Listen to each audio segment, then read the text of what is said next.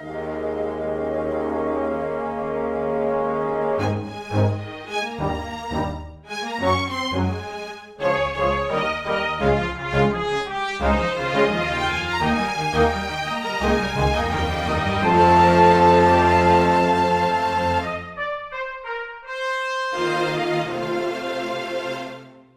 everyone. It is June the 16th of 2021, and it is time for Weekly Manga Recap, as it is Wednesday night, and that is when we do Weekly Manga Recap, which is what we are doing right now. Yes. Manga! Read it, people! I have nothing else to offer. I don't know. This has been like a chill week so far. Yeah, I've had I don't know, I've had a weird start to my week, but I don't know. I literally I was for the last couple of days I was really just down on myself, and then I just took a nap today. I feel so much better. I just lay down for an extra hour today, and it's like, yay, I can do stuff. So It's a good energy to have. Yeah. So, but here we are, and we don't have a lot of manga to talk about today. We do have a lot. We just have considerably less than we usually have. We should preface with that. 10 is a lot of manga to still talk about. We used to have 5 series back in the day, but this is the most manageable number of manga we have to talk about that we've had in a while, since we are kind of on off weeks for all of the irregularly updated stuff, and also Black Clover is off this week. But that's okay. That gives us extra time to talk about ITLC, and yeah. We need it because it's not going away like we thought it was going to, guys. No, we need to use the discussion this week to lay down foundations and be like, okay, so this so we all understand what is all going on in ITLC, because it's probably not going away. It's not. It's not going to be there. We'll talk about that when we come to it in a bit more detail. So I guess we'll just start the recap portion, since we don't have anything else on the agenda today. My Hero Academia, chapter number 316. I think last week I erroneously said it was 375, since I was just trying to look at the font that's used the number in the chapter, and it looks like a 7, but it's a 1. 316, your turn. Now, Nick, if this was a popular dub anime in the early to mid 2000s, what phrase do you think they would use instead? Maybe it's a card battling series? Your move. There we go. I don't know why I had to get to that point, but I was just like, gotta do that. You were expecting me to go in that direction, and I had it in my head, but I just hadn't worked out the transition, so you kind of forced me to get there. Okay. The shortest possible pathway, so yes. Yeah, just like Quality of the Purple. I was the light that made you reach the fastest point as quickly as possible. So now you had to go back in time over and over again to stop my death or something. You had to rebuild me with Jungle Gym parts, but you don't have the ability to make it look normal. I just have giant pieces of rebar hanging from my arms. Why? What? Chris, you're okay. I saved you. We begin things literally exactly as we left the last chapter, with everyone plummeting through the air. Nagant has just exploded, Hawks has just caught her, and Endeavor shows up at the scene too. And so a couple of things about this moment that do really stand out to me, mostly because I've had this page open since before we started recording, so I've had time to just kind of look at it and study it, and little things have kind of stuck out to me. So Endeavor's I'm sorry that we're late. I am slow in rain. Yeah, that's an interesting little detail. Number one hero. If it's a little bit of precipitation, no, he's done for. He's like, snow, I don't do great against. Wind, honestly, kind of sucks a lot of the fire away, so. Really, I need perfect overcast, because I can overheat if it's too hot as well. So, the perfect conditions of the number one hero. What's going on? Oh, there's a boat out there, and it's sinking, and people are dying. Sorry. Boat, Nah. No, I don't. If the I boat don't was fuck. over land, okay. But I don't fucks with water. Just like the line Endeavor.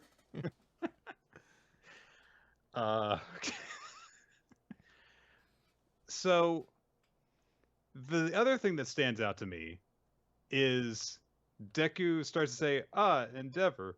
But as he's saying that, Hawks is also saying Endeavor, I guess. But he just says, Ver! Or he's got like a cute nickname for Endeavor. He's like, hey, Vor! Come over here, Vor! Yeah. Come over here to the fetish channel. Yeah.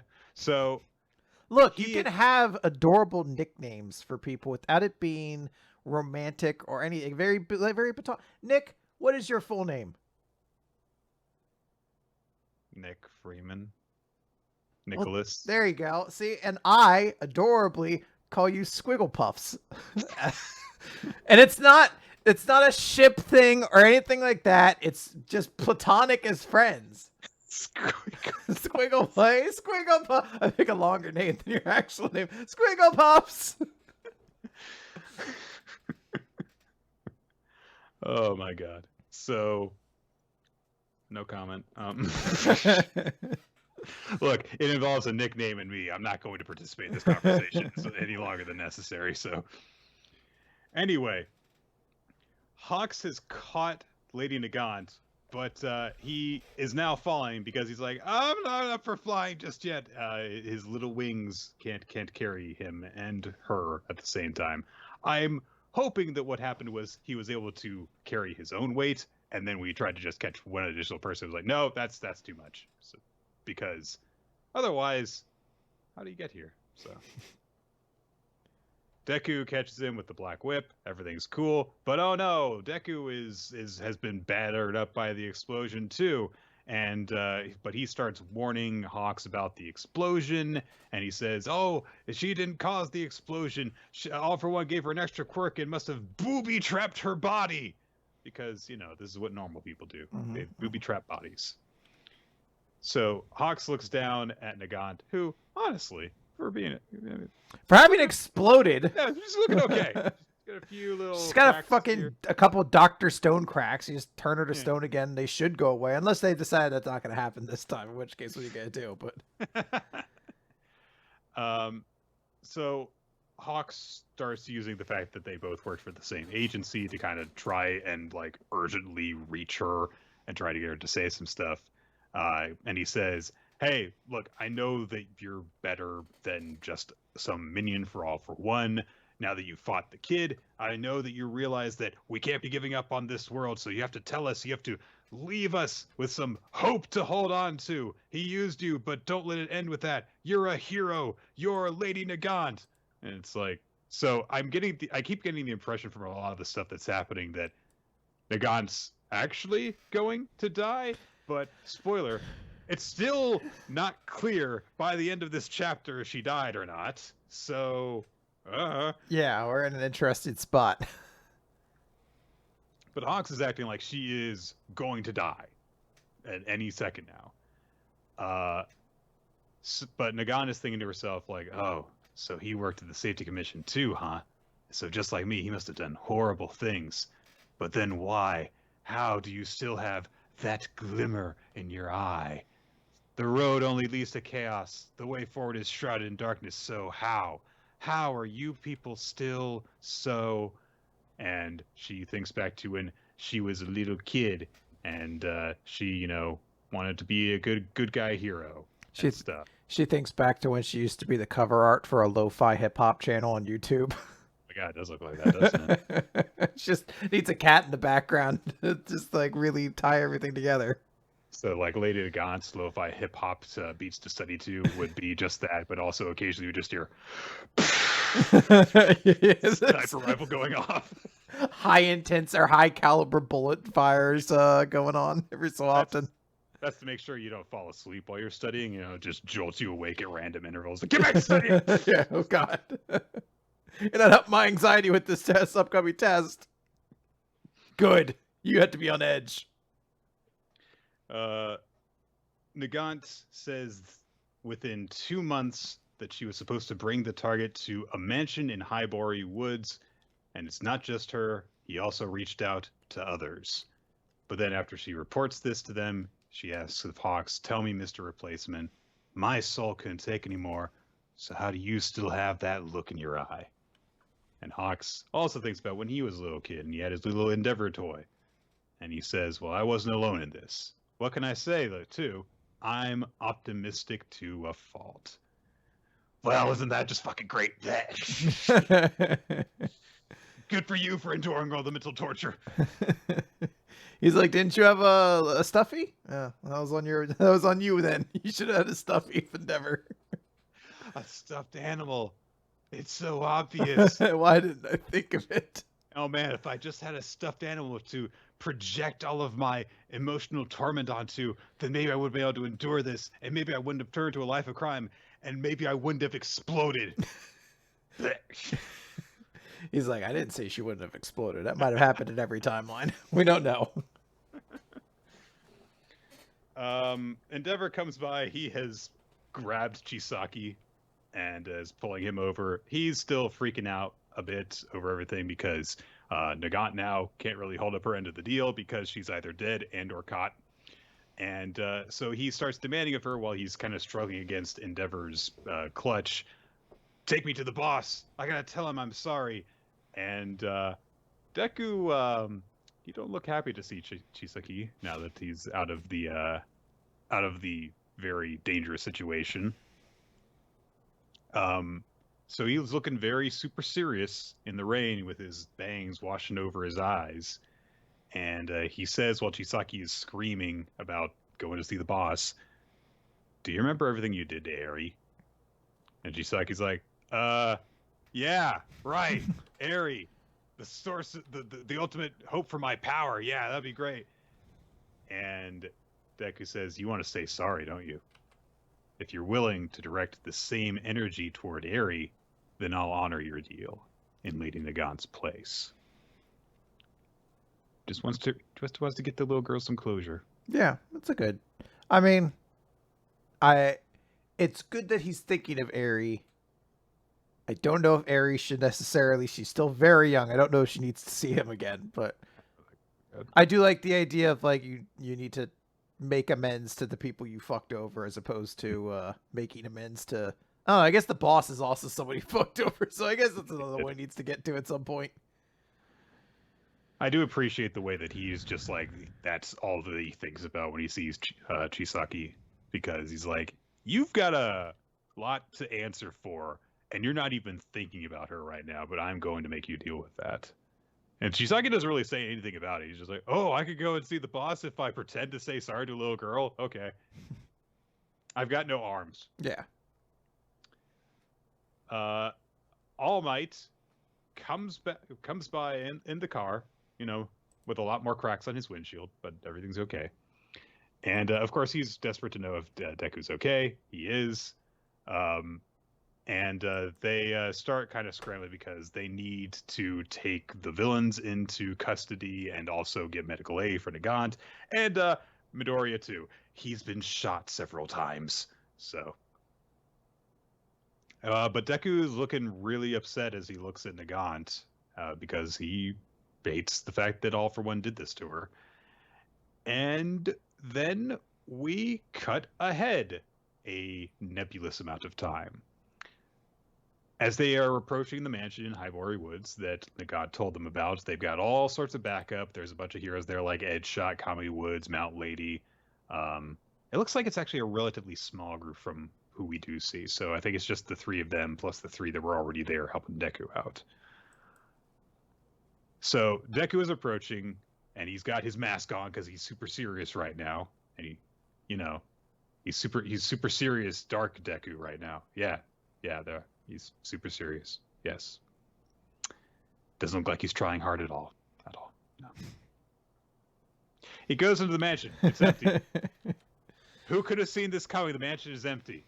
It wasn't that easy to just find All for One. All for One's such a dick. A freaking projector pops up and he's like, it looks like Lady Nagant told you where to find me, huh? Yeah, I counted on that.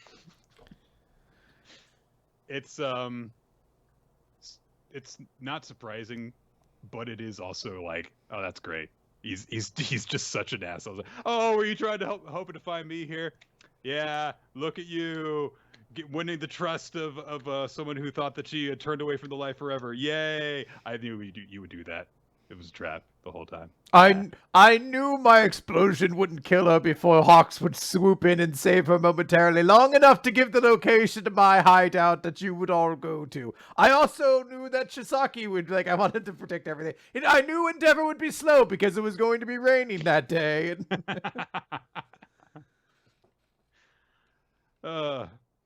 He tries to, he literally takes credit for all of it because he's like, I love predicting and reading people's. I mean, it sounds more like he was like, well, if she catches him, great, but if she doesn't catch him, then I'll just give her bogus information so that they'll go into my trap. Hooray! But still, Deku, of course, is pissed off about this. All for One says, I didn't force her, She acted of her own free will, but those poor souls who stumble on the road of life are labeled villains. People go on and on about quirks, preaching the merits of individualism, but ours is a regimented society under tight control, one where the wrong sort of individuality gets you ostracized and purged.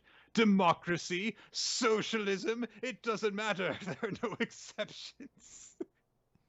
You're not deep. All for One. but he thinks he is, and he can shoot lava out of his butthole. So you gotta just listen to him. Specifically the butthole. I haven't found any other lava shooting quirks, so I have to set up this one. I took what I could get, okay? And it's still pretty intimidating, not flattering, but that's fine. You're going to be burned by lava. I use it whenever I eat Mexican food as a great gag, you see, because it's spicy. Spicy's Where are you going? No, you're supposed to stay here before I set the bomb off. Okay, I'll wrap it up. Shouldn't have told the Mexican story. It always grosses them out and they leave. He, finishes things up by saying, every battle grinds away at your soul with no end in sight. Can you guess who was on my mind the entire time I was in jail? You. All might no longer interests me. I've moved on from that great useless oaf. Now it's your turn. And then a bomb goes off and blows up the mansion. Nick, do you think Deku's okay? I think that they're all dead. Shit. And the series is going to feature Ojiro as the main hero now. So interesting. He is not the one I would have expected. In fact, if you had given me money to predict who would have been the next hero to lead the team, Ojiro would have been my last pick. I'd have been like, no, there's no one. Tail Dude? No, there's not a chance in the world. The invisible character is going to get a chance before they do. Oh, God. So, by the way, there is a very brief note to mention that the mansion that they actually go to is actually the former hideout of the Creature Rejection Clan, which we had heard about a bit before. They're the anti-morphed quirk hate group, essentially. So there's that. I do like that we have this little, not confrontation between Deku and All for One. It is a nice note to, have All for One saying, yeah, I know you're the one who is the quirk holder now, so you're my target. So yeah, I'm done with the guy who doesn't have the quirk anymore. I've been doing this for literally 9 generations of heroes, so I'll just move on to the next one. So yeah. All right, let's move on to talk about Undead Unluck. Then we're gonna be talking about chapter 67, Fireworks. And we started a flashback where a young Shen and his sister, who was not dead yet at that time, are saying to Fang... How weird would that be? I hate you because you killed my sister. Anyway, my sister and I want to go see the fireworks. They ask Fang if they can go see the fireworks together.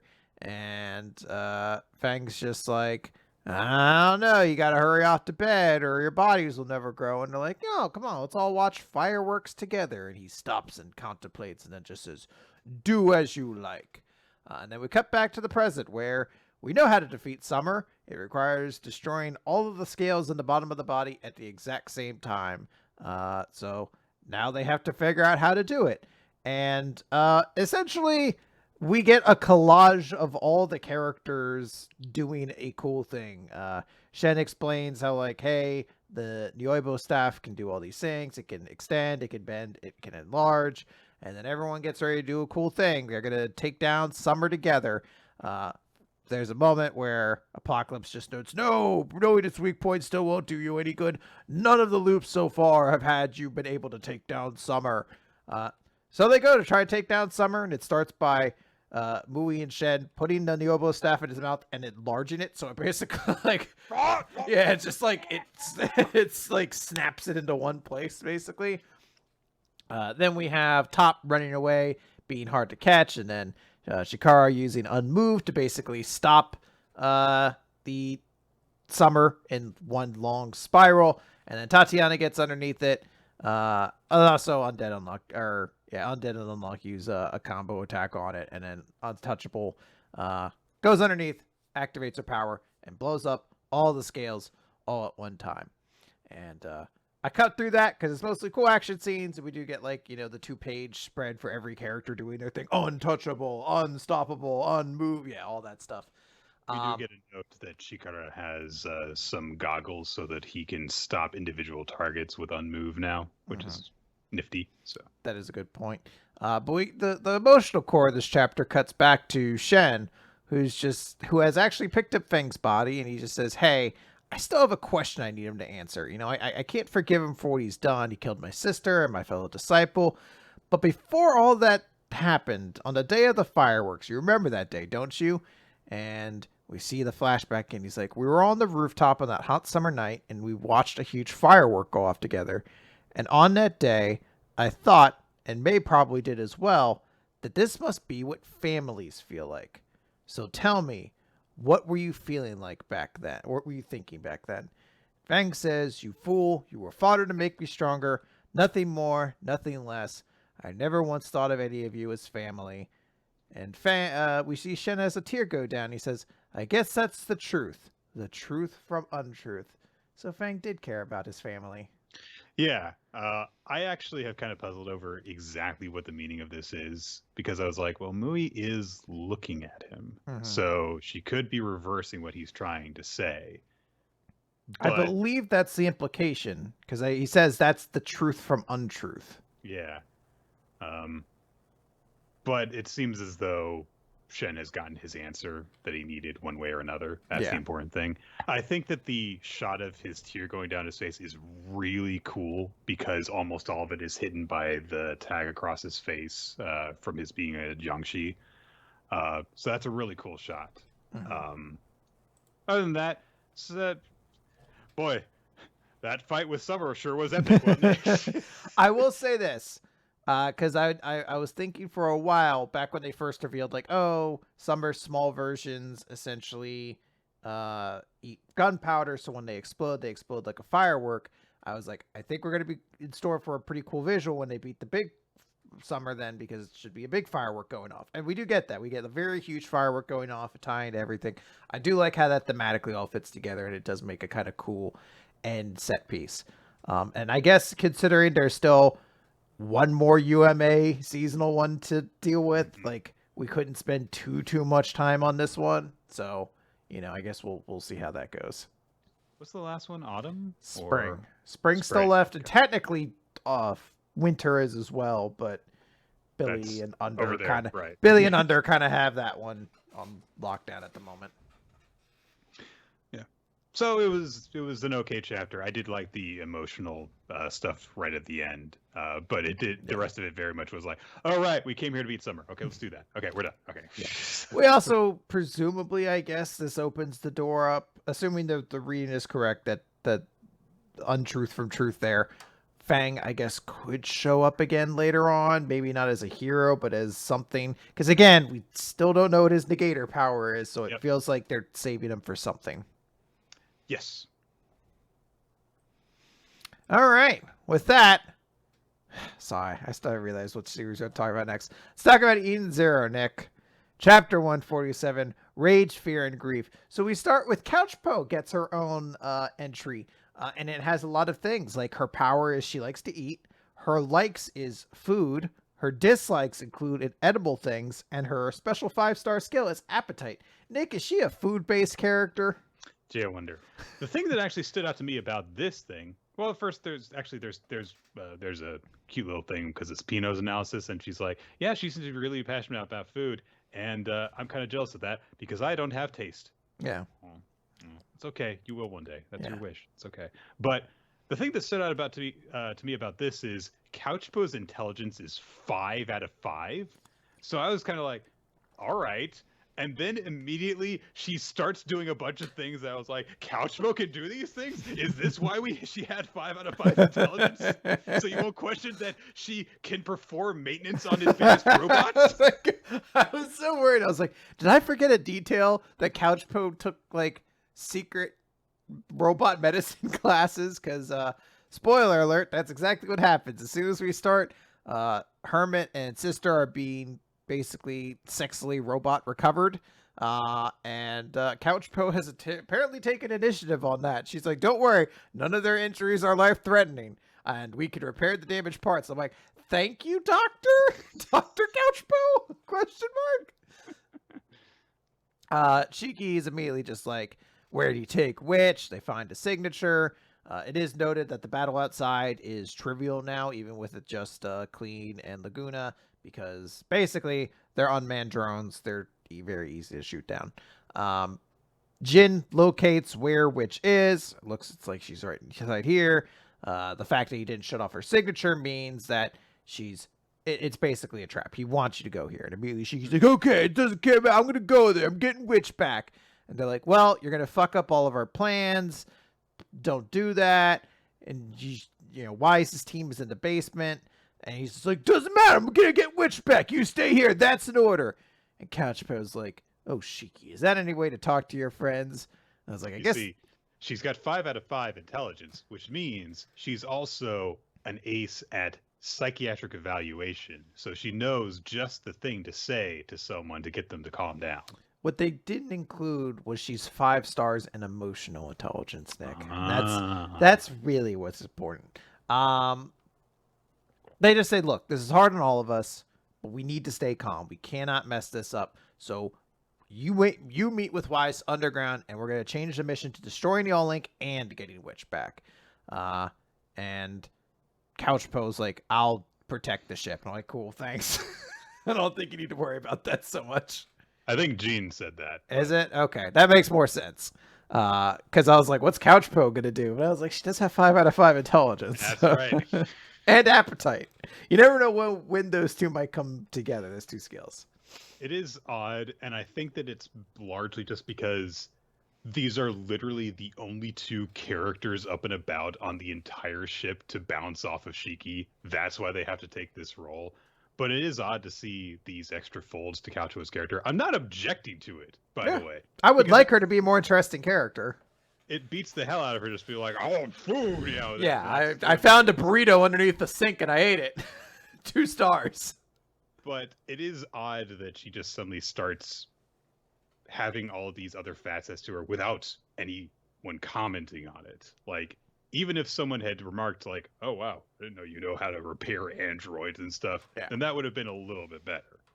But, hey, honestly, if this does keep up with her and she becomes a much more interesting character, then we can just be like, all right, the worst member of the crew is without a doubt Moscow. Well, you say that, Nick. We might be in store for something for him soon. But before we get to that, we have a sexy bondage torture scene with Witch to get to, because we've been an entire arc without one. We need to get there. So that's essentially the entire scene. Shura is just there, and he is a evil, creepy, torturing monster person. And that's like, there's honestly the thing. He's like, oh wow, these are robots, but they feel like they're human. And he grabs her boob and he's like, it's so soft. I'm very creepy. And then I'm going to stab you with knives. And I'm like, didn't last arc we had a creepy, weird, torturing scientist who was cartoonishly evil and irredeemable that they dealt with? And we're just going to do it. Like, I know Hero can't write bad guys, but I would like him to be able to write a different kind of bad guy separately from last time, I guess, question mark. So that's basically the scene. He just wants to show off human superiority and torture a robot. But also appreciate their boobs. Yeah, well, come on. I mean, yeah, he's a man of culture, of course. We cut over to like the general science meeting room where Oceans is. Lyra's there and basically explaining like, oh yeah, we know that the battle's kind of reached a stalemate, but that's fine because Shura just wants to play. I'm sure this is all part of his plans. So the basically like the general commanders there kind of quietly complain about Shura. They're like, why is he doing this? I wish they hadn't left Lyra here with us. Like, why couldn't Fabiano be here or some of the other members of the original Ocean Six? And Lyra interrupts. She's like, hey now, old men, if you underestimate the younger generation, you'll get hurt. So she's Wario. Ace of Hearts. Yeah. My thing is apparently cards. Well, remember from her detail when she was a created character, she had Nero's stupid gimmick. So Hero said, I like this design, but I'm going to take this gimmick and add it to a much more important character. So I have to give you some other chance or luck-based power. So I guess hers is changing cards or whatever. She does have the most eye-catching design out of all of them, though. That is still the case. Yeah. So. We cut down to underneath the dome. Shiki, or sorry, not Shiki. Well, it is Shiki. Wise Rebecca. Oh, I'm sorry. Shiki. I needed to do a double take there because this guy was so convincing. I thought that Shiki was in two places at once. Shiki, you're looking good. You got underground real fast. I like that button you have on your stomach that says push. Don't push. They go underneath there, and then immediately Wise starts being really scared, and Rebecca starts being really sad. And everyone's like, oh, what's happening? What's going on? And an evil person comes up and says, everything he sees will strike fear in his heart, and everything she sees will fill her with grief. Those are the hypnotic suggestions I gave them. And it's Nisei from the Ocean Six. And yeah. I guess Pino, Happy, and Oskoi will have to deal with this character. Well, it is interesting, the idea that like his ability only affects humans, so androids are immune to it. But I don't know. I think just saying it's like, oh yes, I gave them hypnotic suggestions to just make them in a perpetual emotional state. It's like, that's not how that works. When did you put hypnotic suggestions on them? It is when you have ether gear. Yay. Or apparently, let's go to the next page. Lyra says, because the new generation of Oceans are warriors who can make black white and white black. And she passes her hand over a card, and it turns from an ace to a joker. And then she throws a bunch of cards in the air, and she says, we have the power to tamper with our enemies' ether. Wait till you get a load of Empire ether. And I like to think the guy is standing there like, you could pick all these cards up. 52 pickup! Lyra walks away saying, you guys can take care of the rest. I have to go because the show is about to begin, and I want to play too. I am just a punk kid after all. You know that way kids talk, where they like to emphasize what the adults think about them? Mm-hmm. Well, that's what she does, and she heads out. Well, admittedly, one of the soldiers there did refer to her specifically as a punk kid, so yeah. She's like saying mockingly. I was kind of expecting her to do something that would actually affect one of these guys. I was expecting his cards to explode and kill everybody. Yeah. Like she's just a crazy evil person like Shura, but no, she just turned a bunch of cards into jokers apparently. Yeah, I don't know. Which doesn't really feel like it's a special like power so much as it is like a card trick.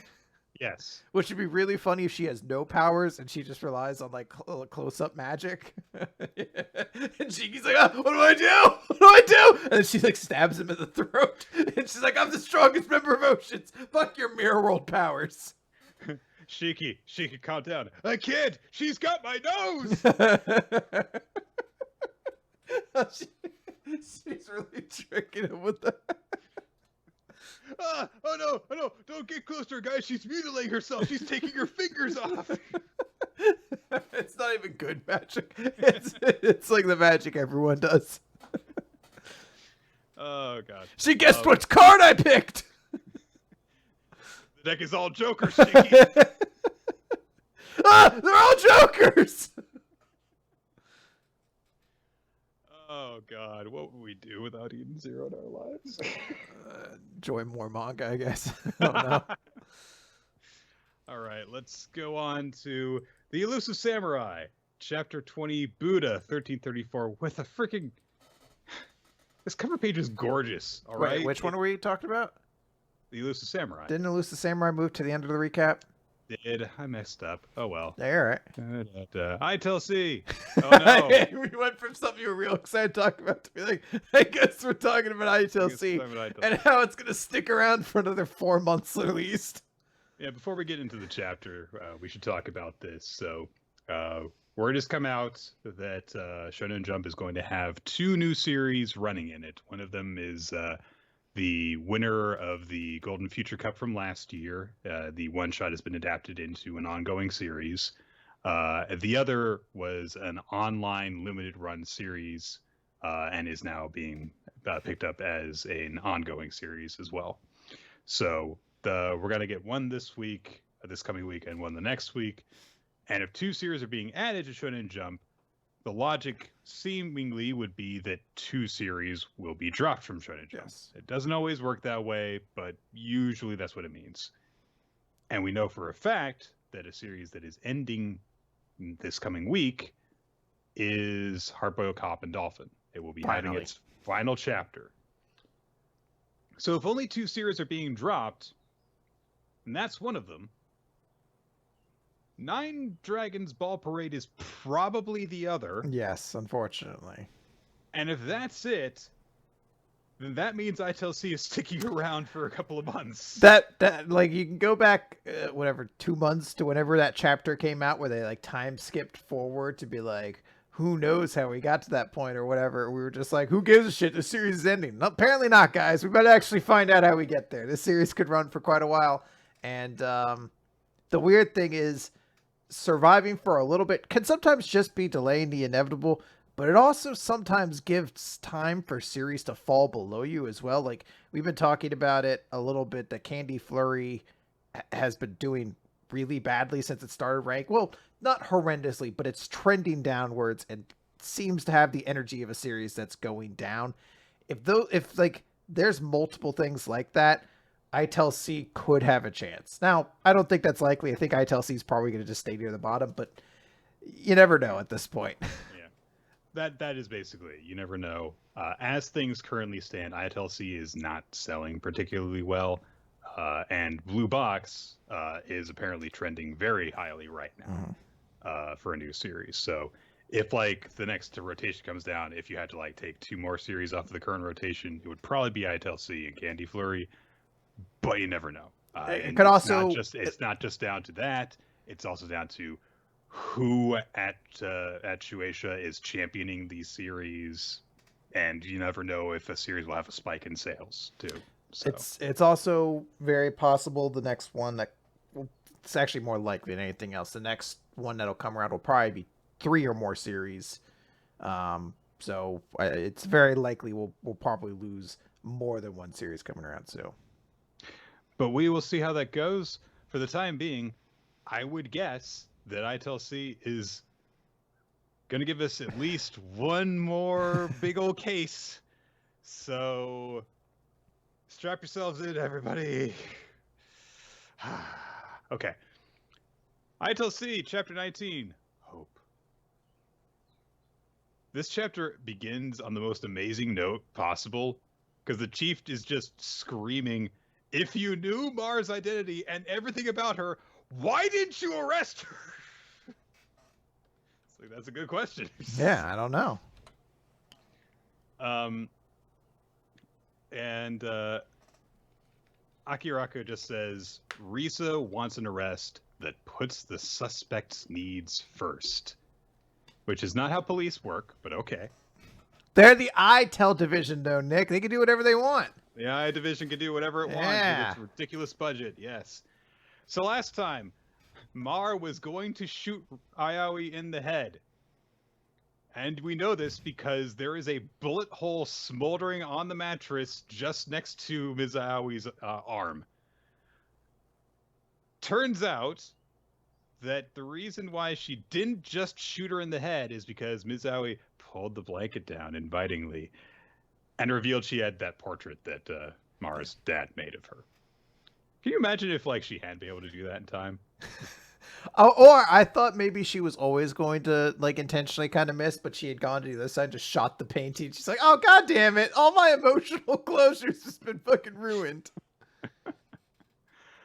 So yes, it's the painting. It's the painting that she's been looking for this whole time.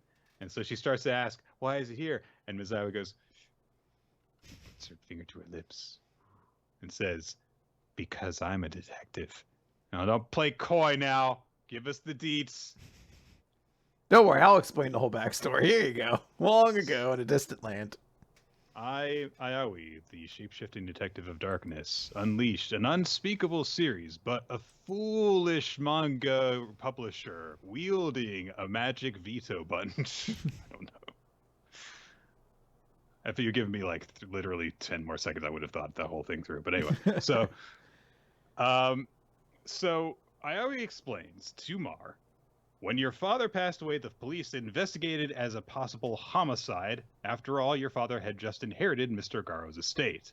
They logged his credit card history for reference, and he went on an excursion a few days before his suicide. But there were no suspicious transactions. The excursion was ruled too weak of a link to be tied to the suicide, but I was curious, so I visited it myself. So this is how she got this lead. And so she goes to that place, and it's a nice cozy place out in the sticks, and she goes into a convenience store, and she asks around like, "Hey, do you know this guy?" And someone's like, "Huh, a few years ago, actually, maybe." But then she's like, "Do you recognize this painting?" And they're like, "Oh, yes."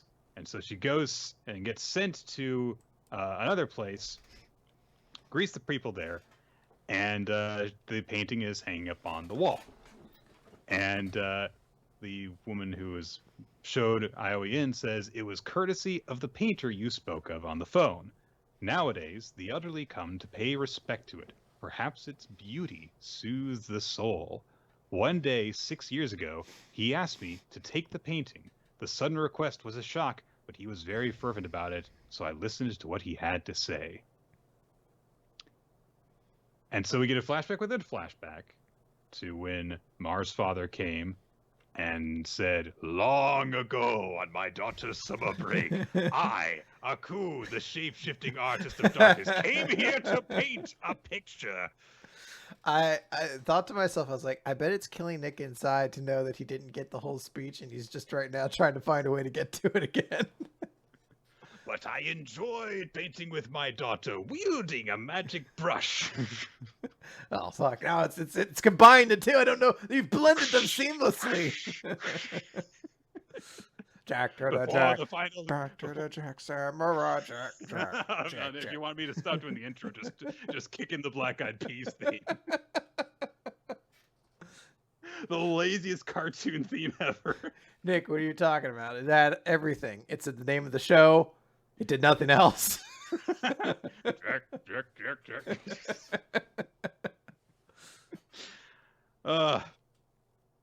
But my inferiority complex and my father, I was able to forget all of it. Basically, somehow coming to this location laid his mind to peace, and he was just able to paint his heart out and just enjoy himself. And so that's why he came back to this location to leave the painting here. He's like, "I want to leave a painting of my daughter in the same place. I can neither ruin it nor leave it by my side. I don't have it in me," because he ruined all of his other paintings. And Misawa says, "Yeah, so this was the one painting that your father didn't want to tarnish, which is why he left the painting behind. It's because he loved you." And Mars crying emotionally and just thinking to herself, "Why didn't I remember that one trip that he took me on where he seemed like he was in a good mood? You'd think with all the years I could have like searched here for some sort of answer, but no." So it's okay. It's because Misawa is a detective and she's not. So yeah. She also is examining the painting, is like, the color's kind of fading on it because it hasn't really been stored very well. And Ayaoi kind of bumps against her, like all gently and flirtily, and says, "But it's so very pretty. You probably wouldn't have found this painting, not if you had stayed as Mami Kaizuka, because you're not very good at, thinking about your dad, I guess." And, yeah. But because Phantom Thief Mara appeared before me, her beautiful Phantom Thief ways helped her find this painting. You did an excellent job. 2-page spread for this moment of her just kind of like leaning over into her, and it's like, all right, okay, sure, whatever. I mean, I will give credit. This is an emotional scene in Shonen Jump between two female characters that, like, is kind of nice to see. Oh yes, I I wish it appreciate had gone that. further. Yeah. Do you, Nick? Tell us. How far do you wish it had gone? I will explain in 2 pages. Okay. So, but I always says to Mar, now you can go back to being Ms. Mami. And also, may I arrest you? And Mar goes, heh heh, and she moves her hand ominously and rapidly. And we cut over at that moment to Sakan and Homura, who look shocked about the scene that they come across. Admittedly, there is a 4-poster bed on the middle of a beach that they are lying on, so yeah, I'd be a little surprised too. But it turns out Mar did not do anything at all with her hand. Yeah, I don't really know what the entire thing was referenced to at that point. Oh, like if you had shown afterwards that she had like planted her hand on the bed next to Aoi and had like pinned her down for they don't kiss, they definitely didn't kiss, no, of course they didn't kiss, no, we can't show that. Then I could see that like, okay, it was a fake out for that, but it just shows her hand and then nothing happens afterward. So I don't know. Maybe she did like the thing from Kill Bill, and the next time Aoi takes 10 steps, her heart will explode. Like, we didn't see that part. Because, like, at the end of the chapter, they're like, we'll have to carry you everywhere, because if you walk, your heart's going to explode. There is an implication that the two of them kissed, but it is not shown, because you can't show that in a Shonen Jump magazine. What will the children think? What will the parents think? With an innocent kiss between two people of the same gender. Get that filth out of my magazine. During Pride Month of all months, not in my magazine. Anyway, let's go see what's going on in Ayakashi Triangle literally right now. I see that Matsuri's 2 love interests are literally reaching under his bathing suit to grope him. Okay. There was also, the way I read it, the implication was he stores fart power inside of him, and that helps his wind become stronger. Because there's a shot of his butt, the sound effect of like squeeze, and that's how his wind gets stronger. So it's like, I don't know what this is meant to imply, but... Oh boy, I feel so bad that we took Ayakashi Triangle out of the recap. Did we, Nick? I'm here to show the world! I'm here to show the world! Come on! No, I don't want to do that with this. I was like, you didn't play the song. I'm not going to fall for this. Next time. The immortal words of Terrence Howard's James Rhodey. Next time. Oh boy.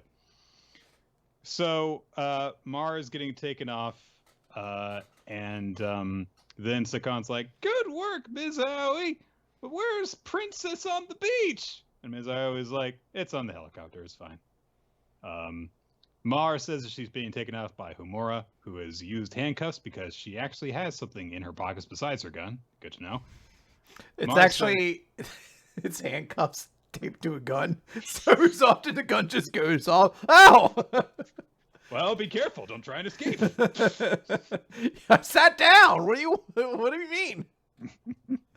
Stop resisting. It's handcuffs. You can only get off by shooting them off. God. I'll hold very still. I'll be honest. You might want. I'm gonna put some Kevlar around your back because there's a real chance to still get you. And how attached are you to all of your fingers exactly? Which one would you be fine with losing? You had to pick right now. Okay. Mar says as she's escorted away, "I wanted to end my final heist in perfect style. Would you mind if I were to ruin it right now?" But I always says, "I can't allow that." So Mar just kind of gives herself up, as Ms. Aoi asked. And she's like, "Well, I suppose it doesn't matter." We cut ahead in time to a news report, which is conveniently telling us that it takes place 1 month after the arrest happened. It's a very look, Nick. That's the first rule in journalism. You lead with all the pertinent details in case an audience who has no connection to the knowledge of the story but is following along with the continuous narrative needs to get to. Also, no other news exists except for this one story.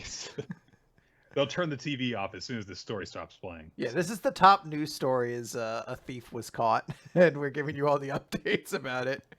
Not a thief was caught, but a portrait has been posted and people like it.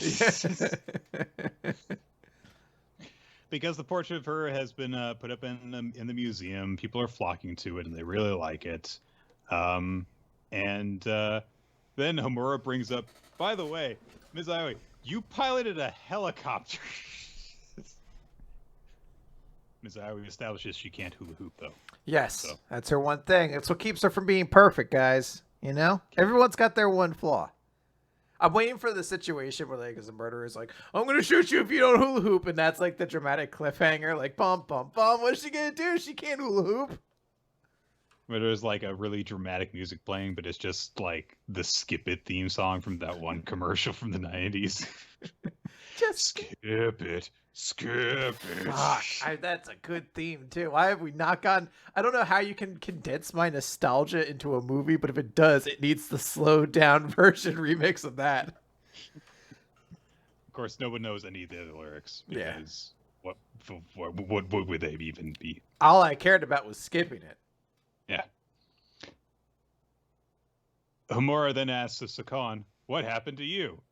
Sakan's got a line. Going down the middle of his face. And he says, well, Ms. Aoi actually says, oh, it's part of the deal with Mr. Wan. I said he could do a little of this and a little of that to Mr. Sakan.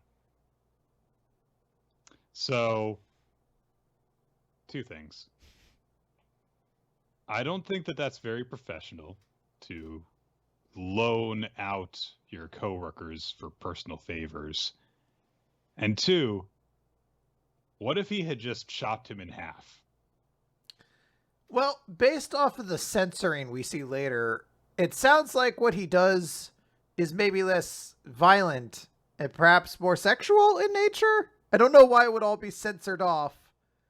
I guess the idea, maybe he's going to section off violent parts of it. Like, maybe like, oh, I'm going to section off your tendon. Like, I don't know. You wouldn't need to censor that, though. So the only implication I can get is he was going to censor off his penis or something like that. Or not censor off, but split it. Which basically leads me to say, guys, I think next week we're going to be talking about our new recommendation love stage, which is also a gratuitous sexual adventure recommended to us by Corito Prime. I want to emphasize that. It's going to be, he was the one who told us all to read it. And he has endorsed it with full fervor. So stay tuned for that next week, guys. And that's our preview. So Sakan says, sorry, I'm a tad sensitive to splitting things now. Because they bring up the twist and split, some like random, they're in a restaurant while this is going on, and so patrons over at another table, one of them mentions the splittable ice pops, and Sagan's like, no, because he's a great character and a very admirable hero that you would feel comfortable having by your side in a dangerous situation. I had to stop and I was like, what did Sakan do in this arc? And then I was like, oh wait, I guess he stalled her at the front or at the rooftop for a scene that was very easily editable out. So I was like, okay, maybe next arc, Sakan will do something. But as of the moment. Yes. Also, Sakan says, we managed to nab Mar thanks to Wan's help, so my body is a small price to pay. Which does not have a secondary meaning you can read into at all. I don't know what you're talking about. You know, maybe Ayakashi Triangle has stepped up like the threesome stuff going on because Kentaro Yabuki was like, hell, if there's going to be any series that has more LGBTQ representation than me, now they're just going all over. Oh dear. So Homura then brings up, hey, there's something I wanted to ask you about Mar, Ioi. Who do you think did you know what? And Ioi's like, I'm guessing it's a certain someone who can't stop loving Ms. Mar, maybe. And it turns out, we cut to the prison that Mar is in. Her hair has been cut. Yeah, it's a cute haircut.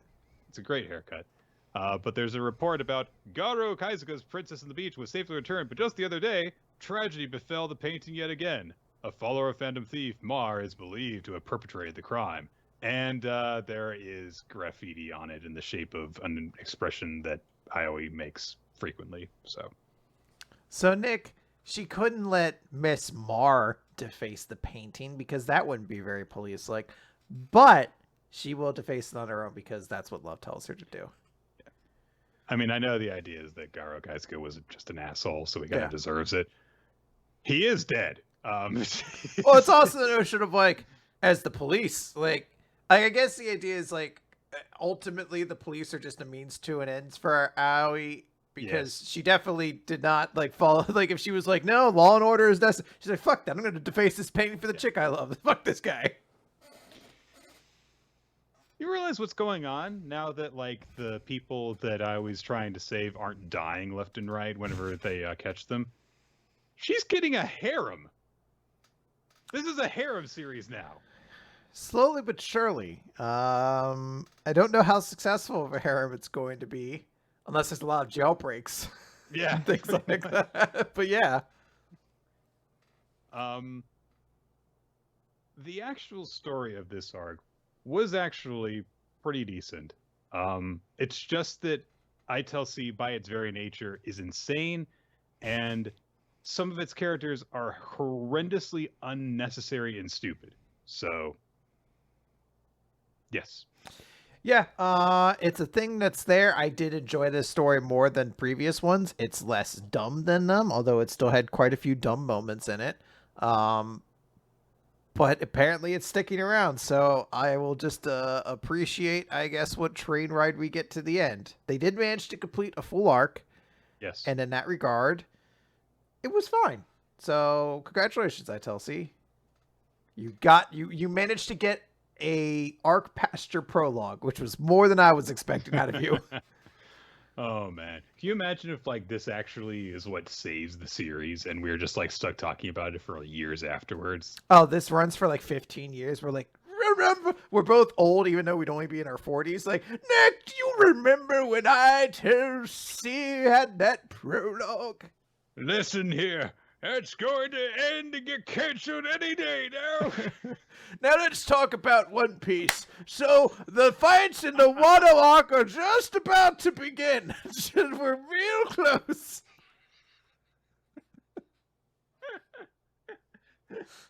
Just a couple more pieces have to be put into place. We'll find out if there's going to be more Straw Hats any week now. We're not sure, though. Too early to tell.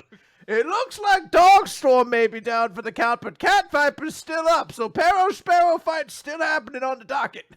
Oh man, remember when Kiku got cut down by Konjiro the 60th time? When she kept believing he turned. Oh boy. All right. Let's talk about Magu-chan.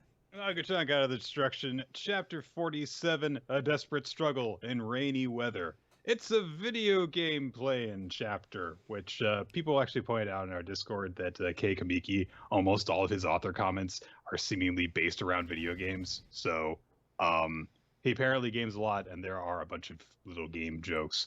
Mostly Super Smash Brothers jokes, honestly. So I was able to keep up with them, which I was grateful for. It is rainy outside. It's so rainy that Magu is growing mushrooms out of his body, which he eats. Okay. Yeah.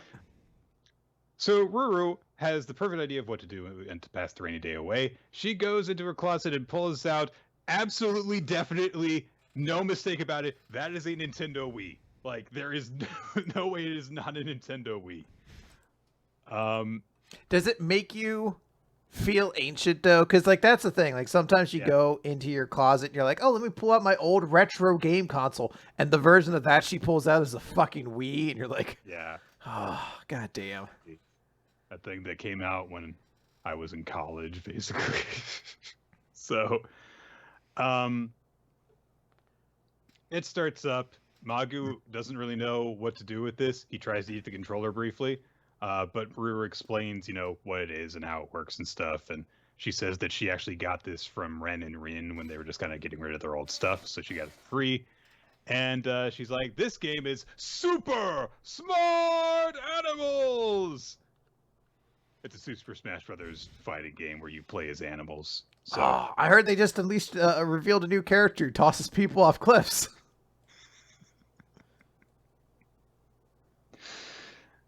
yes. So they have a little match, and Ruru's explaining like, "Okay, Magu-chan, I'm the guy on the right, you're the one on the left. Okay, here we go." And Magu immediately blows a hole through the TV with his eye beam where Ruru's character is. I was like, that's it. End the chapter. That's the joke. You've ended the chapter on the best joke you have.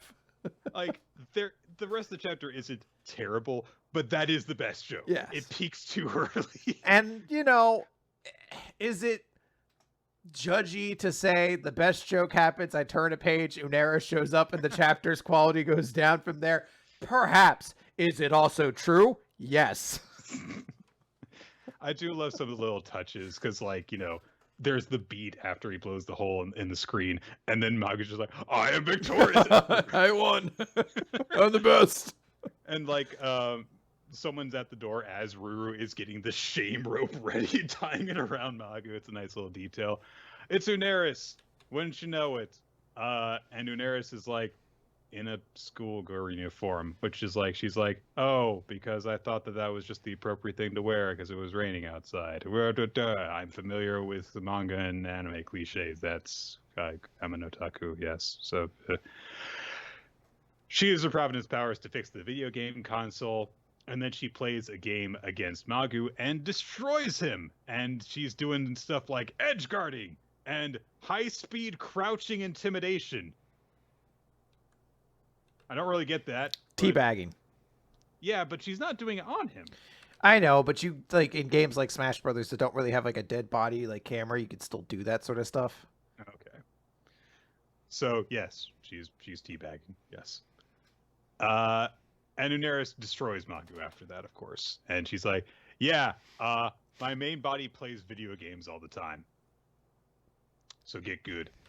Magu is really pissed off about this, and he demands a rematch while pounding his fists up and down like a toddler, of course. Mm-hmm.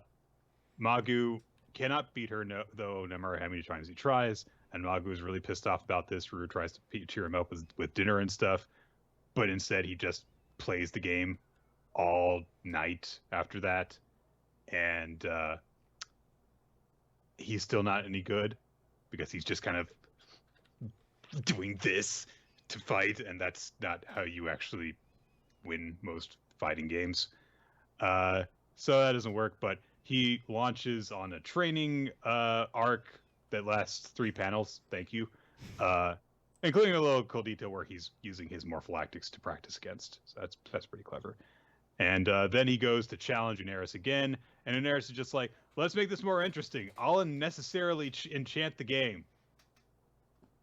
Don't do this. Stop it. You always cause trouble when you do this." So it makes their avatars look like themselves. Yes. Magu still is not able to so much as lay a finger on Uneris, who is still kicking his ass. But then Ruru's like, "Oh, Magu tried so hard this whole time to do well." So she's like, "Don't give up, Magu-chan." And Magu goes into overdrive. He mashes the button even harder. And then a glitch happens. And narration says, because it was dormant for so long, and because of the humidity in the air, and because of the power of Providence, something unique happened because of the God of Destruction's rapid fire punches. And he basically uses the Karibo multiply technique. Mm-hmm. And he grows a bunch of clones of his avatar, and the clones push Uneris off screen because it fills up the entire screen. So Manga wins. Huzzah! And then there's a cute panel at the end where Magu and Naputaku are playing together while Uneris is a backseat gamer and needs to shut up and let them enjoy the game at their own pace. I'll be honest, part of the reason I hate this chapter is because everything about Uneris is like the least favorite parts I enjoy about video games. I was like, oh man, she's a backseat gamer. She just likes to stomp people when she plays them. Like, I was like, oh, hate every part of this. At least she's not an asshole about it. Because she's not like, she's never like, you suck, get good or anything. She's just kind of like, good job, Magu. Yeah. But yeah, she's not very funny. A lot of people in our Discord really like this chapter. So I'm sure that they're being like, you guys are wrong, but whatever, I still like it. It's just, as I said, like it tops off with the joke of him shooting the screen and then is less funny after that. And I was like, okay, I mean, is it coincidence that that's when Uneris shows up? Maybe, but it is when the chapter got less interesting to me. I think it's just a matter of like that joke is just so simple and perfect and so perfectly timed, and that's like everything else is a disappointment after. If this was like a 4-panel comic or whatever, and you would ended it on that one, you'd be like, "That's the perfect amount of humor for what I just read." Yes, the rest of it is just never reached that point. That's it. All right, let's talk about Nine Dragon Parade. Dragons Ball Parade. I'm not going to bother getting the name right because I don't think it's sticking around. But Chapter 17, The Red Ambush. But if anything else, at least we're going to get a cool showdown between Tsubaki and that the shortstop combo we were introduced to earlier. They were the only rivals really who were introduced at the start of this, so I imagine we're going to at least see them at some point. So we don't even get to see Kokuryuzan's second game at all. Remember when we had like a starting lineup for both sides last chapter? Yeah, that doesn't happen. They just win off screen. They win 12-0 after 5 innings, and that's it. Tsubaki tries to pose for some photographers, and he gets dragged away by Tsurugi. People are like, "Wow, Kokuryuzan's really good. Hey, that pitcher is actually not quite as good as I thought that he was from the rumors." So I'm kind of disappointed in that. But it turns out that this was deliberate on Azu and Ryudo's part because he was like, yeah, good job keeping your stamina up by, letting them hit those balls so we got some easy outs instead of you having to strike out everyone. Now, apparently, he kept his pitch count down to 50 across 5 innings. So 10 pitches an inning, pretty good. And, yeah, so... Then they're like, our opponent in the third game is the second seed of the tournament. Roku Suikon, that famous team with those twins, the Shinonome brothers. Yeah, they're really good, and their base pitcher has a great sinker. And Kubo and Saigo are powerhouse sluggers. Wow, look at all these characters that they're gonna have a showdown against. Yeah. They're not winning their game against their opponents. They're down 1-0. And they're like, okay, that's all right. We'll just make sure that he doesn't get any more runs. And so their awesome ace pitcher throws his high-speed sinker, and the guy at the plate hits it for a home run. Bing! No! So they lose is the result as we are introduced to the singular player responsible for beating this team full of awesome players, Iki Hibuse, second-year player for Benikoma, their opponents. And he declares himself the star of the universe. And he starts making a big deal and crowing at everyone as he also takes the pitcher's mound because he is their ace pitcher and their ace batter because he's just that damn good. And so Tsubaki calls from the stands down to his rival shortstop guy like, hey, you stole my spot, so don't let this loser beat you. He gets struck out. Yes. No! Shortstop combo! And so we get a profile about Iki Hibuse, who he's really good. He's been making these huge waves, taking the baseball world by storm. And the reason why everyone's caught off guard by this is because of the same reason that Oz is not familiar with him, which is he only just started playing baseball. In the prior year to this, he was just on the swimming team. He's Mizumachi. So, He is. I mean, he's a swimmer who just got into baseball, and he's immediately dominant. So, he's being interviewed on TV, and the interviewer asks him, "Hey, why'd you switch to baseball?" And he's like, "Well, I guess because baseball is super popular. And yeah, I don't care who our next opponent is. I'm gonna win." Yeah. So, Azu explains why he doesn't have any data about the guy. Shortstop glasses guy comes into the room, and he coolly takes his glasses off, and he's like, this team room sure is plain. And he says to Tsubaki, "You've got some nerve talking about me humiliating you by letting that loser beat me. Well, now you can judge for yourself whether I humiliated you by losing to some so-called loser. This is the video data that the Roku Suikon scorekeeper took for us." And he hands it over to them so that they can study it and potentially have a chance at beating beating Iki. So, but then they're like, really? So, okay. But he is also like, "Hey, and that video also shows how awesome we are, even though we got shut out in that game and lost to a guy who's been playing for baseball for less than a year. So we're good. Shut up." Yeah, we're amazing. We just didn't hit any home runs, and we couldn't stop them from scoring 3 on us. "Even our team tasted defeat at the hands of that monster. Beware, he's strong." And then he walks into the cleaning supplies closet. It's still fucking funny. I was like, man, they're gonna do a bit. I wonder if it's just not gonna hold the same joy because the series is ending. And he opens it, and it's this fucking closet of cleaning supplies that fall all over him. And I was like, nope, still fucking hysterical. It's still the best thing about the series to me right now. We cut over then to Benikoma's training room, and their manager, a girl named Mayu, is approaching Ibuse, and she's like, "Oh, I've got some footage of Kokuryu's games, and oh no, he's working out without a shirt on." He's a swimmer. He's used to. She's very shy. Yeah. So she hands over the data, and she says, "I saw your interview on TV, and why'd you say that you don't care who your opponent is? I mean, when you always scout your opponent really carefully." And Ibuse says, "If I act like a jerk and provoke them a little, there's a better chance that they'll actually pitch to me instead of intentionally walking me." And Mayu just thinks as she observed him as he goes and he's like starts studying stuff, and he starts studying the tournament board. This guy is more than just an amazing player. He also analyzes the game with his keen mind, and there's a chance he might actually take our team to Koshien. And as he looks at the tournament board, he says, "In swimming and track and field, I never got the recognition I deserved, but here I will. All of Japan will be watching me." So this makes him, I think, a little bit more interesting than just like, he's just an arrogant newbie player. Yeah. It's nice to have this extra fold. So. Yeah, there's no extra data to him, and it's a level of detail added to him that makes me think we won't just get a 1-chapter defeat, presumably. I say now, cursing the heavens. We'll see. It's the showdown between the Kokuryuzan and the team that's got him on it. Like, he's the only important one. Benadryl. Yeah.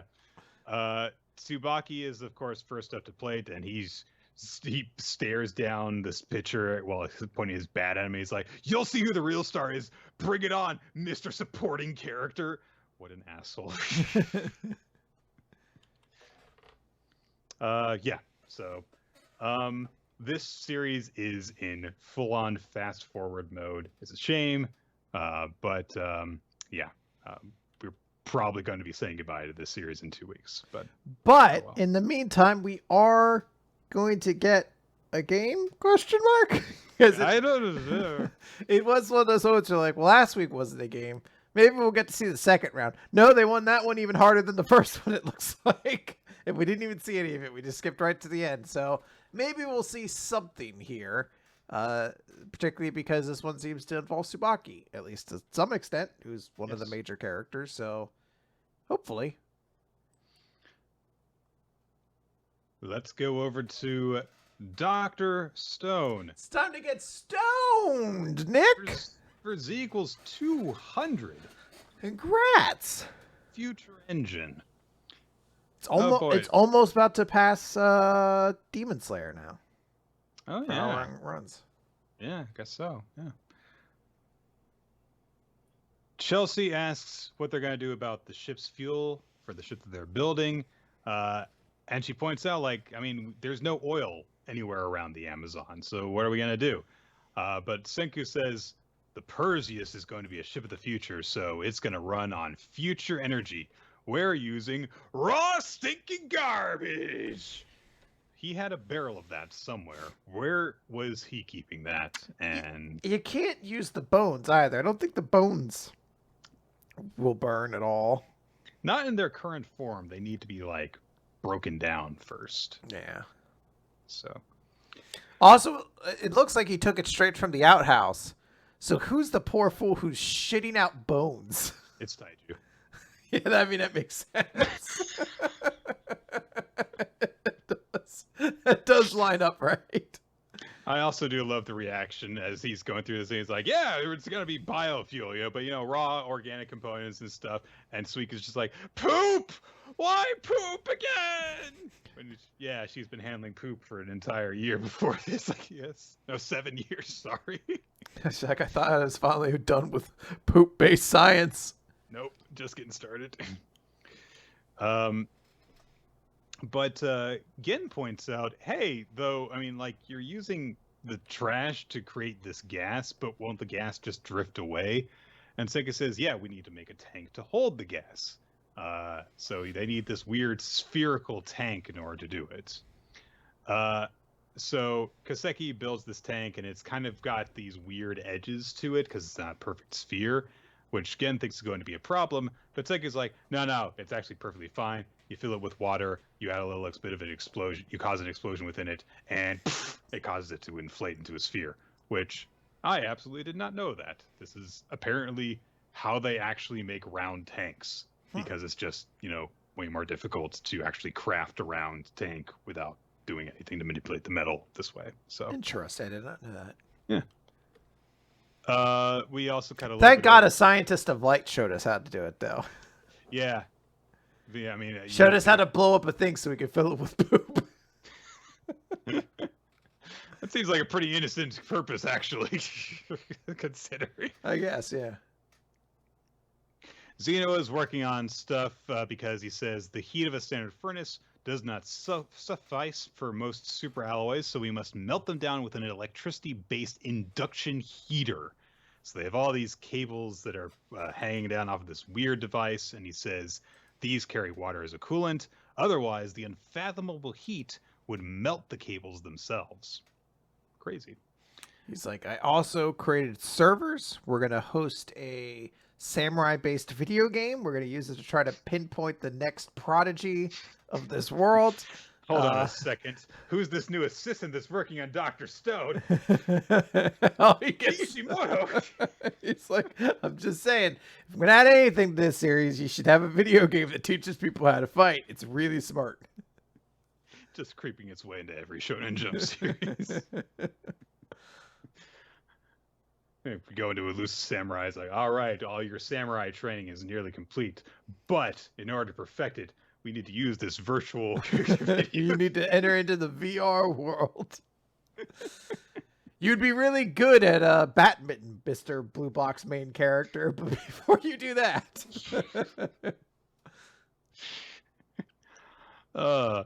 Then Senku's working on a big old device which he calls the Fischer-Tropsch process, which is it converts garbage gas into liquid fuel, and so then they're like, we've got to work on all these alloys to make a super alloy. And time goes by as everyone is working together. We get this huge montage because they are making a rocket engine in one chapter. So that's about how long it would take, like a week or I guess 2 weeks, maybe. Labor. I don't know exactly how long actually passes because we don't actually. But Nick, a calendar was there and pages fell off of it, so that's the trademark sign of time passing. Yes, a month or two, maybe. But they make the rocket engine, and it blasts into the water, and they're like, "Yep, it's working all right." So with this, they're like, "Yeah, we've taken the first step towards a moon mission and confronting Y-Man." And Xeno's like, "Humanity took thousands of years to achieve what we've created in a relative blink of the eye." Yeah, it's kind of crazy, isn't it? Oh well, teenagers, they have science knowledge. They make a freaking rocket. Okay, sure, fine. Then Ryusui announces the next day after they've tested this that they're going to be splitting into 3 teams because they have to go and take care of a bunch of stuff. And so he's to take care of the plans and stuff. And he says the first team will remain in Super Alloy City.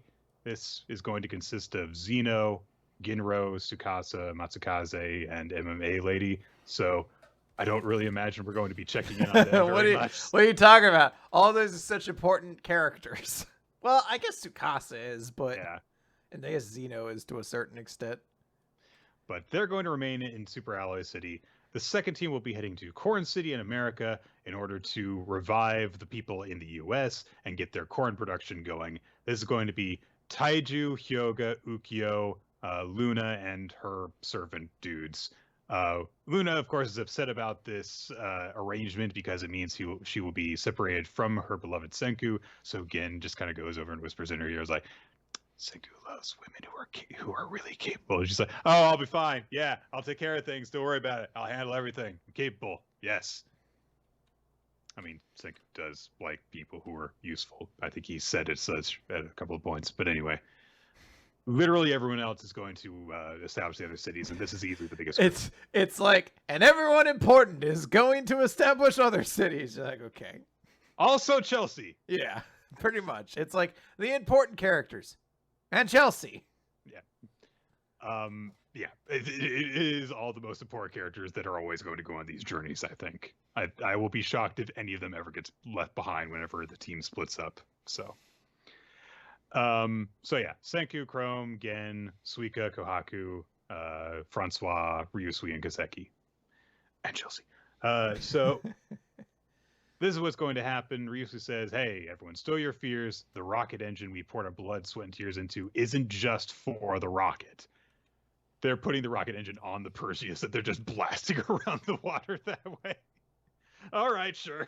Yeah, it works. We got the engine. Might as well use it. This means that their traveling speed is going to be quintupled. My mistake. So they're going to be getting across the ocean much, much faster this way. And they say, yeah, a journey that took us over a month before is going to take us like 10 days. So, and while Chrome is doing a bit of an "I'm flying" jack at the bow of the ship, he thinks back on the progress that they've made and the work that they've had to do, using nothing more than rocks in the ground, and he starts tearing up, and he says, because Suika asks, "Hey, why are you crying?" And he's like, "Oh no, hard to say, honestly." And that's just it. The chapter ends with Senku looking important, and then yeah, that's it. They're going across the Atlantic to establish the other cities. So yeah, good for them. It's a weird end to a chapter because Absolutely. It's like you would have expected like a big reveal of where they've gone to or who we're gonna focus. Like it's just a shot of like the planet with the thing of 1 week. So, all right, I guess I'll get excited next week when we find out what we actually are going to. This is a weird chapter because it is like a very momentous thing that they've done, but it really does not feel like it. Like, yes, the best parts of Dr. Stone when they make something are establishing how important it is that they have accomplished this feat, what it means that they have this new tool to work with. And while it is nice that they can travel faster, that time limit obviously really does not feel like a thing anymore. Considering it took them like a year to make the engine and we skipped over it in like a little bit, you could just do the same thing with the boat journey. Yeah. So it's a very hard to like quantifiable difference in metric when you read a series that skips over time periods. And of course, they also lost 7 years before. So that time mode that they placed on themselves of, oh, we want to get this done by this time, so that we can do this thing without having to wait until next year. Is like, yeah, that doesn't really mean anything to me anymore. Also, you're immortal, so time is meaningless.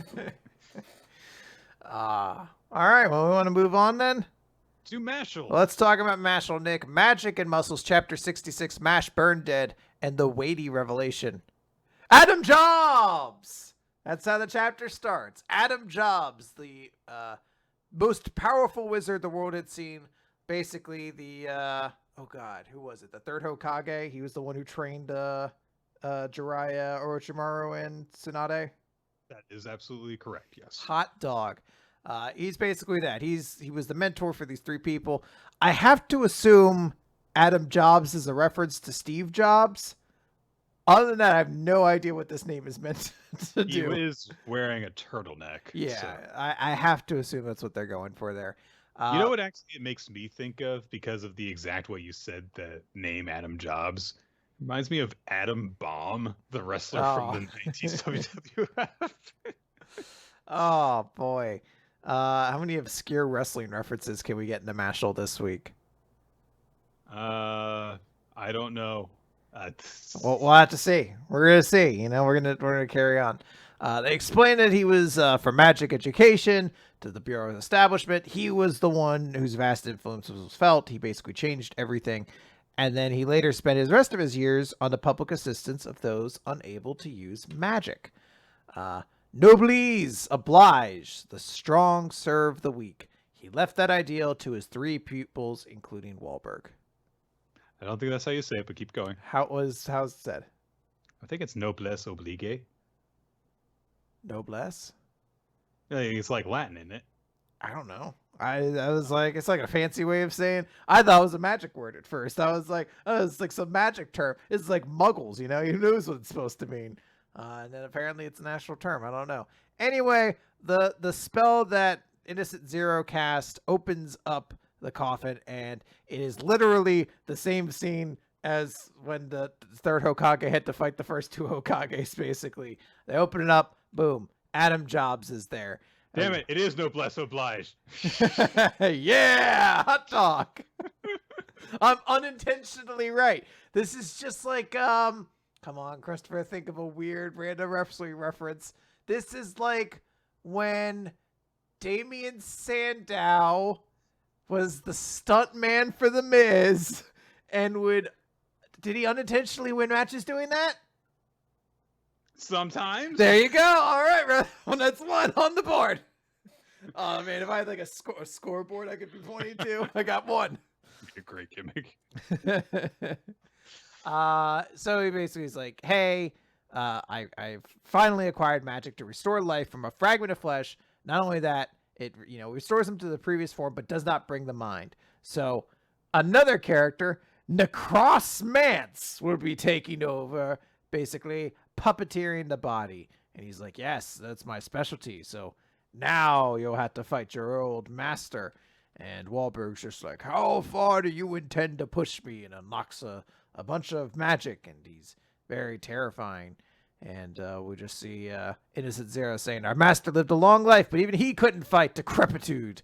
But here I've restored him to the prime of his life. His magic power remains at the top of its class. Master was so very fond of you. Aren't you happy to see him again? And noblesse oblige. Young Wahlberg thinking about this, which does confirm that Wahlberg was young when Adam Jobs was alive. So again, this does seem to indicate like, okay, the other guy should also be old looking, but why isn't he? And Wahlberg at the time says, it sounds to me like a phrase that those who don't feel like striving can use to gain protection from others. And Adam Jobs is like, you have a point. After all, what purpose is there is giving our lives, is in our giving of ourselves for others. You idiot, who told you to debate your master? And he's all angry. He's like, what, are you trying to get past me or whatever? Just like, no, I get it. You're too young to understand, but someday you will because you're strong. So that's where that conversation kind of ends. And Wahlberg says, Master was the greatest man I knew, but as time passes, we must value the present, which is why I will not show you mercy. As I prove now, I'm the strongest master. Dun, dun, dun. We cut over to Cell War fight against Mash. And Mash is like, so why am I being targeted? And we just get a full-on explanation of it. Cell War is like, do you know of the magic, forbidden magic of body construction, dark magic used to create an immortal heart from the heart of 6 blood relatives? Anyway. And Matt just kind of like doesn't confirm or deny that he's heard of this. Because of course he has not, but he doesn't shake his head. He just kind of stares at it. Yeah.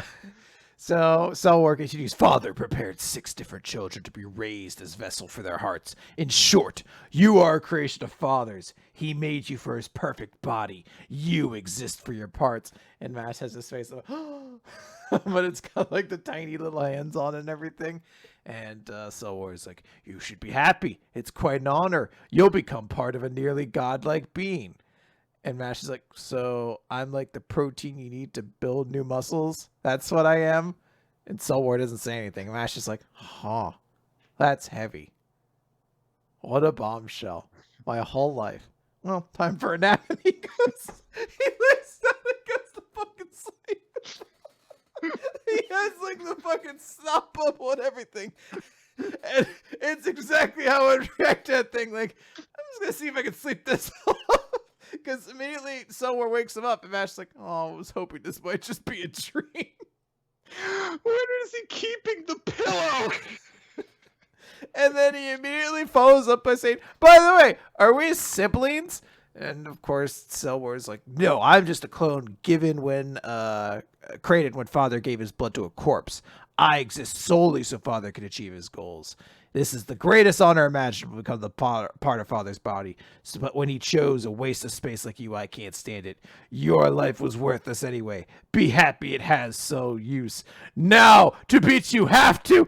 And then there's a whoosh sound effect. And Cellwar starts singing, I wasn't done talking yet. But we just see 2 straight panels of Mash just punch slapping him across the room. And Mash says, it doesn't matter whether my life has some deeper meaning or not. I'm unstoppable, so give me your best. Cellwar says, all right, I shouldn't fall for his taunts, but he did make me bleed. Then I'll open strong. And he summons Hephaestus, the god of iron. So he's going to Bankai now. And he, another line appears on his face, making him a triple liner. Yep. Dangerous. There's some interesting stuff in this chapter. The joke with Mash is just so... I just love, like, he's just been told that he is a Horcrux. Yeah. Like, he exists for the villain to get stronger. That was why he was made. And he just goes, huh. It's a little hand. Oh. No, I feel... Oh, this is too much. I'm going to take a nap. I love it, too. That's heavy. Silence. What a bombshell. My whole life. All right. Then they step in, like, it's just such great timing on it. Oh, God. Yeah, so lots of great bits in this chapter. Oh, yeah. I must say. And I accidentally closed that tab. Oh, no. Now it's time for the Elusive Samurai. Okay. Yes. Chapter 20, Buddha 1334. Anyway, as I was saying about an hour ago or whatever it was, this cover page is fucking gorgeous. It's really goddamn pretty. It's good. I like it. Last time on Elusive Samurai, Tokiyuki was sealed inside of a room with the leader of the bandits. They let him into like a turny wall thing, and then they have sealed the exit this time. So Kodro and Ayako leave Tokiyuki to handle this. Ayako is worried, but Kodro says, we can't afford to have 3 people taking on 1 man. And besides, according to Fubiki's clan, we should be able to beat that bald guy. He should be able to beat that bald guy. And he says, you know, he's really, his strategy, you know, where he talks about, he's really persuasive. His predictions have been right so far, and he's good at teaching. He excels at sword fighting. He is a man who possesses a wealth of talent. He's fighting guys, meanwhile. Yes. We cut to inside the room. Tokiyuki has drawn his sword and is facing the captain. And the bandit captain just kind of like glances around, and he goes, oh no, you've trapped me. Your defensive traps and tricks would make even Lord Kusunoki blanch. by the way, boy, worth 2 kanmon. He's estimating his price for when he's going to take him as a slave in the middle of conversation. And he says, do you plan on fighting me alone? And Tokiyuki's like, where the hell is the price that you just said? And he's like, oh, you're higher quality than the other two, so I can sell you for that much money, which is the equivalent of about $1,000. And he's like, well, no way. If you learn art, I can get maybe 3 kanmon. Oh, what could I teach you to do? I do love how long he spends just referring to him by price and everything like that. He's got his abacus out, and he's like, oh, how much money can I make off of this kid? Yeah, so.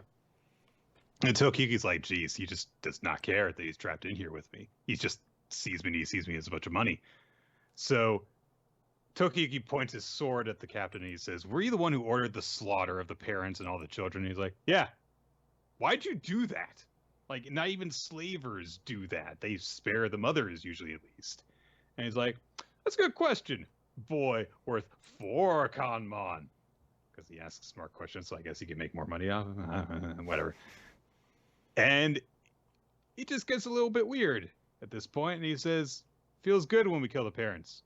Feels good when we sell their children. Just thinking, those children are going to be suffering in a living hell. All that peace and freedom they enjoyed with their parents, they're never going to get back. Oh, they'll only know of despair.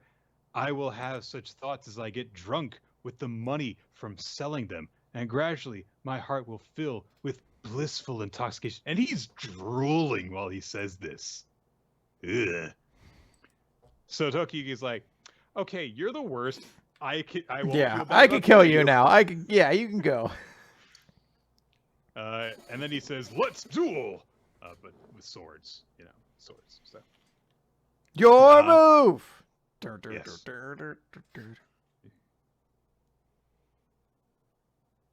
I was trying to think of a way I could pull it into the title, but I can't figure out a 3-syllable word that fits. Never mind. Moving on. Done. I haven't failed to make a joke or anything. Shut up. So Nick, you're stammering around like you're the 3rd member of La Resistance, Rob Conway.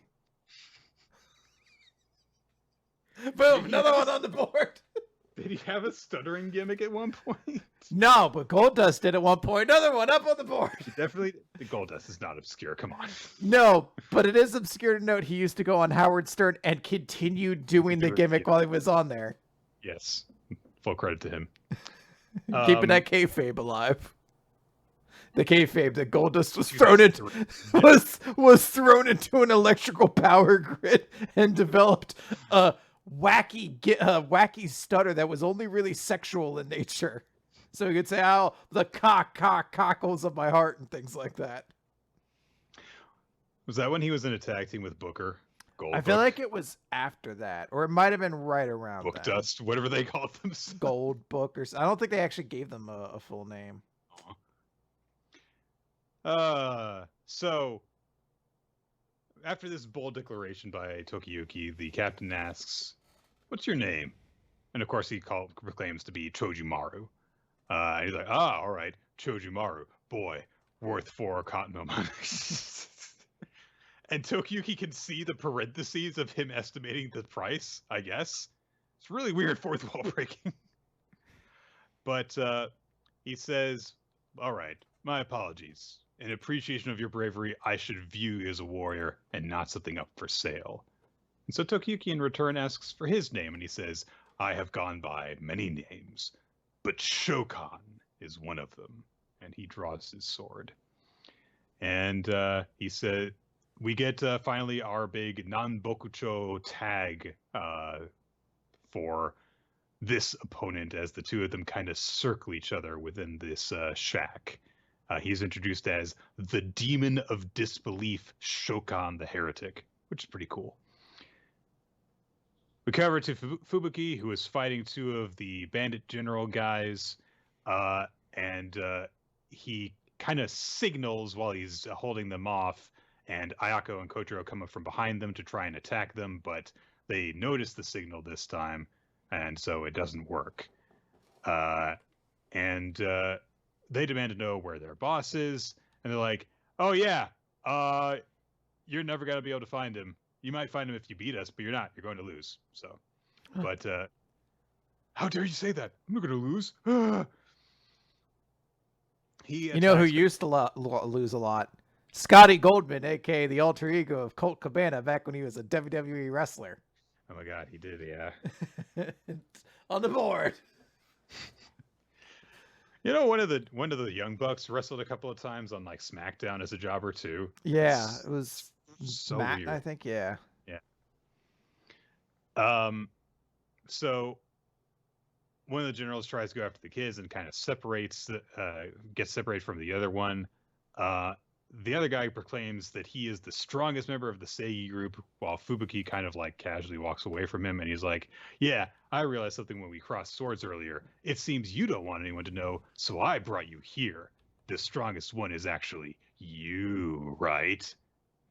And the other general looks ominous, like he tilts his head down, so you know that he's like, I actually am the strongest, you're right. Anyway. It's very terrifying.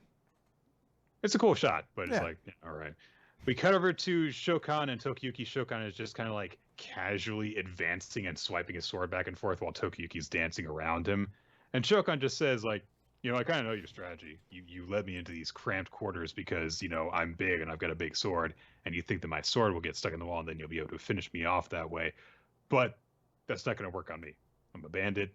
Bandits are used to fighting inside the houses they've invaded. This is actually my specialty. So you're not gonna. That's why he actually had been moving his swords around before. He's using his short sword, his wakizashi, instead of his katana. And he's like, and also I'm wearing armor, so fuck you. You can't get me. So he's like, all you've done is trapped yourself within here. But as he advances, Tokiyuki flashes back on the advice that Fubuki gave him, saying, hey, there's candles set up around here, so if you can't win against him, knock over the candles to set the whole place on fire, and exit through the ceiling, because it's low enough and you're nimble enough that you'll be able to just dash up there and get out of here while the house burns around him. Hopefully the fire will kill him, but it's not a sure thing. It's just a last resort. The best way is for you to defeat the enemy general in a fight. And of course, Tokiyuki has doubts about this because of all his troubles from before. But Tokiyuki grabs the hilt of the sword in Tokiyuki's hand. Fubuki grabs the sword in Tokiyuki's hand and says, you misunderstand how to use a sword. Your weapon is kindness. You're better at fleeing than fighting. You're better at pulling than pushing, and better at defending than attacking. All due to your kindness. And kindness is perfect for killing. Now, assume the stance I taught you. And this stance involves holding the sword directly in front of him while his other hand is up in front of his face, in front of his kind of bisecting his hand. It's where exactly Mr. Wan would want the hand to go so that it perfectly bisects the head. See, in the center. Yes. So Shokan's like, what, are you praying? It's not gonna help. And let me tell you something shocking. Buddha doesn't exist. And he lunges towards Tokiyuki as we get a shot of the Buddha statue that is inside the shack with them, with the quote, do not exert effort in hatred. Instead, wield the compassion of a bodhisattva. So Tokiyuki seems to just kind of be calmly awaiting the sword blow that is coming towards him as the chapter ends. So how is he going to get out of this? And what is this technique he's going to use? Magic. Maybe. He's going to use magic and like cast a spell and trap him in a card or something like that, or in a video game.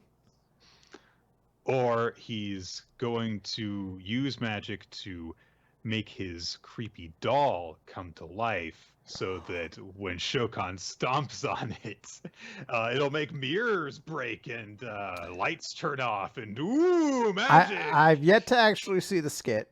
Everyone tells me it's horrendous, so I don't know. I like Alexa Bliss a lot, so I've always been like, she's a good character work until they just were like, we're just going to give you Bray Wyatt's gimmick and you'll just do it without the Mr. Rogers aspect. I was like, oh, well, that's much less interesting.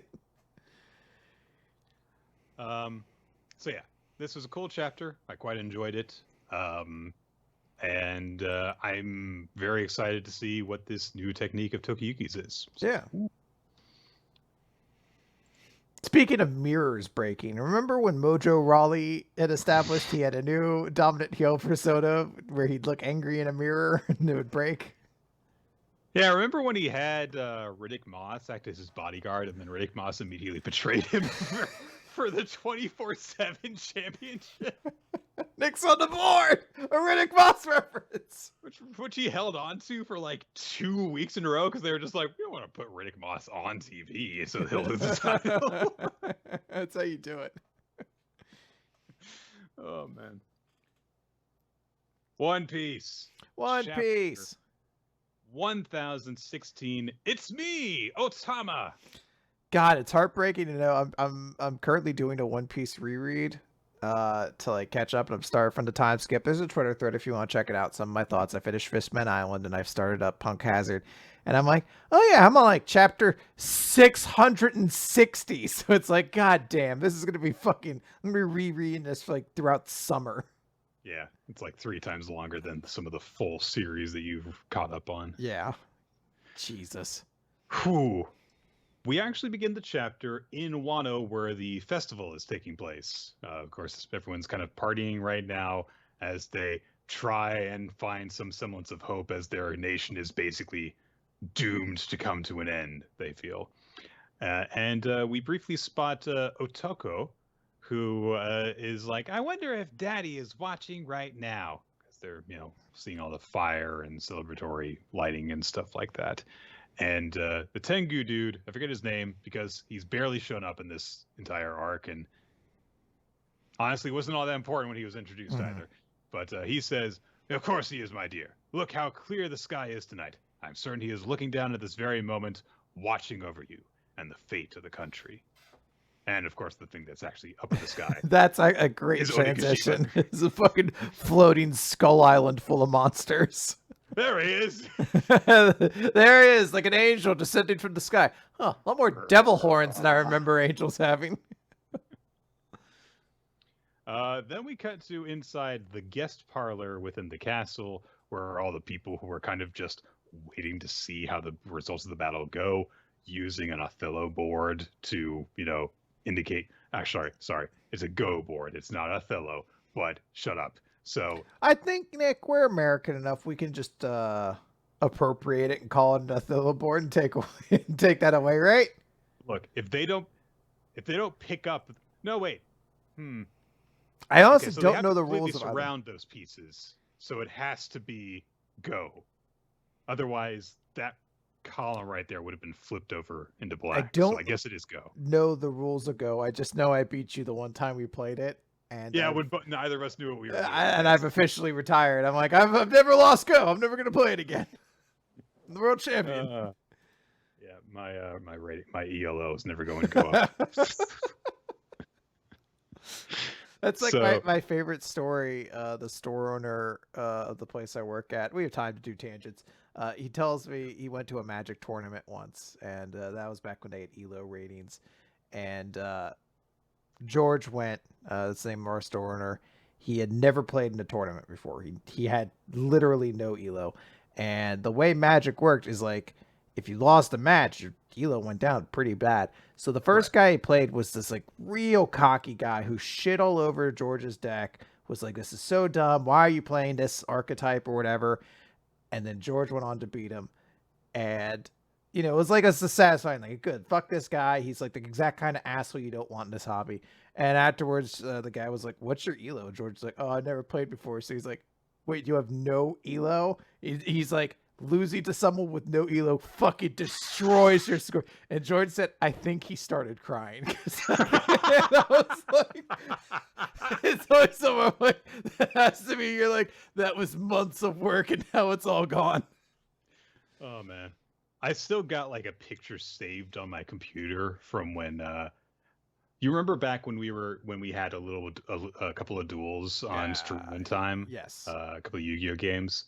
When I was testing the deck that I used against you, I played with some random people on the same program. I think it was like a Yu-Gi-Oh Pro or something like that. And so I played against this guy who was playing like standard, black feather, black wing stuff. And so I, used my winning move and I beat the guy, and he's like, "Your deck sucks." And I'm like, I just won. Like, I beat you with it. So I saved the chat of him being like, "Your deck's stupid," and he leaves. People are weird about that shit. Whatever. Yeah. So anyway, they're Othello board. It's not Go anymore. It's Othello. It's Othello now. For the purposes of tangents, it's Othello. So they analyze, like, okay, the way things are right now, like 5,000 soldiers have been removed from the battle. The difference in strength is 24,000 to 3,000. But all the pleasures and waiters in the performance floor are rebelling against Queen, which turns 4,000 soldiers to the other side, making it 20,000 versus 7,000. And of course, there's also still the matter of Tama's fruit stuff to consider. So they're like, yeah, this makes this really difficult to predict, and we might learn more that suggests a change in the tide of battle. So those freaking spy eye tag people, the Maries or the Marys, I think they call them. Yeah, I think, yeah. The head one sees that Momonosuke and Shinobu have fallen off the island, and they're like, yeah, Momonosuke's fallen. And they're like, yeah, the enemy leader is definitely dead. If we announce that, the samurai are going to lose the will to fight this time. And the Marie's like, yeah, let's break their spirits. Aw. Okay. Yeah. Mean. We cut to where Nami and Usopp are running down the corridor. And, of course, they've got Tama with them. And last chapter, of course, Nami's baton was randomly talking. And... Usopp said something like, wait a minute, the baton I made is talking? Am I even more of a genius than I really... I do like the idea that Usopp thinks he I mean, he did accidentally invent the climate act, basically. He did think it was a party favor. Yes, that's true. So the climate baton says, no, it's me, the thing that used to be Zeus. And Nami says, well, how did you turn into my climate baton, though? I thought you were eaten. And not Zeus explains, well, the moment that happened, my soul slipped out of my original body. I was barely conscious that the Hera girl was just about to absorb me. Then you reached out with the climate baton. And of course, yeah, she did. She tried to give him strength through the Black Storm Ball things. So that's how he wound up in the climate baton. Aww. Huh. Okay. So... yeah, he says, that seemed to push me into the baton. And look at me now! And he's got his hat again. His stupid little baseball stupid hat. And Nami just says, ugh, I don't want an annoying talking weapon. I totally understand her. Like, there is something where you're just like, oh, this thing talks to me now? I don't want this sword anymore. Zeus realizes, oh yeah, I'm kind of in an awkward position since you didn't forgive me for me betraying you before. But yeah, you're kind of stuck with me because I can't get out of this staff without Mom using it on me. Anyway, as they come around the corner, they point out, hey, Tama, you can give the order from here. Then they see the Marie that is going to report that Momo has fallen. But as that's happening, they're kind of stampeding towards them. And, oh dear, Ulti caught up to Usopp and Nami. She's not down yet. She headbutts Usopp and knocks him to the ground. That hurts. Tama goes flying into the air, and she snatches Tama out of the air. And Ulti immediately is like, it's her, isn't it? She's the problem. She's why our subordinates have been betraying us, and now she can manipulate Big Mom too? And she's blaming her for what's happened to Page 1. And so... while she's like grabbing her and shaking her, and Nami's getting pissed off. He says, I told you to stop that! And she swings her climate attack. And of course, Zeus makes it a really powerful blow. He like turns into a full-on mace and smacks her in the head really hard. And he's like, yeah, use your baton like you usually do, Nami, and I'll help you out. And he says that Ulti might look tough on the surface, but on the inside, she's all pulverized from Mama's attack. One good lightning blast should do the trick. But Nami points out, I can't use lightning. I'll hit Tama and kill her. Fortunately, Usopp's not down for the count. he launches a green star attack and just grows a giant hedge between Ulti and Tama, separating the two of them, which clears the way for Nami to launch an attack. And so Nami opens up a storm cloud from the baton. It looks like regular Zeus now. And so Nami's like, hey, Zeus! And Zeus says, well, no, technically, I'm not the same thing. So go ahead and give me a new name, Nami. And Nami briefly hesitates. Fluff! And I feel a little bad because if this had just kind of been paced very slightly differently, this would have been way funnier. It would have been funny as this joke deserves, because it's a funny joke. I actually still like it, where it's just like, give me a new name, Nami. And she's like, Fluff! I am the mighty Zeus! I'm not the same thing. You'll have to call me something different. Fluff. I'm Zeus! So she launches a lightning blast, but Ulti is like, no, dodges out of the way. So Nami's like, oh no. But Zeus says, it's not over. My job's not over until I hit the target. And he just loops around and courses through Ulti in a huge shockwave. And Ulti falls over again. So she's definitely been taken out this time. Maybe, look, I will say this. I would not be surprised to see Ulti get back up, despite how they deal the idea like two Toby Rope are out of the fight, and that big announcement goes up. The only reason I say that is it feels, I don't think page 1 is down. I feel like he'll get back up, and if that happens, I feel like they could justify her getting back up as well. Even though, look, page 1, the reason I say he should get back up is like he's punched by Big Mom. That should hurt, but come on. Ulti, on the other hand, has taken like 3 fucking devastating attacks, so it is something where I'm like, I'm surprised she keeps getting back up, but I do think she'll be back up. So the Marie Bao Huang, who happens to have just been nearby about to make her announcement this whole time, accidentally shouts out to the entirety of Onigashima, Lady Ulti just went down! First page 1, now her! 2 of the Toby Rappo are out of the fight!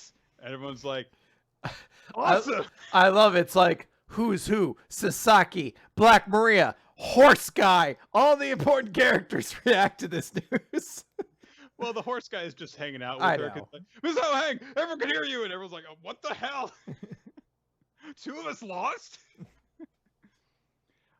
And before she can do anything about that, Usopp just summons a giant Venus flytrap, and it just, chomps on her. And Usopp points out, hey, Tama, I don't really know how this works, but she's like a loudspeaker. So now talk. And so Tama gets on the microphone and says, it's me, Otama. And of course, all the people who have been taking her dumpling fruits are like, it's Master. And we don't really see where that goes. She starts getting ready to say something. We don't see her say it yet. Instead, we cut to the roof of Onigashima, where Yamato was staring down his father Kaido. Kaido has gone full dragon form to stare down his son, and he mocks him, saying, Straw Hat is dead. So is the son of Kozuki Oden. If you want to fight, you ought to protect what's important first.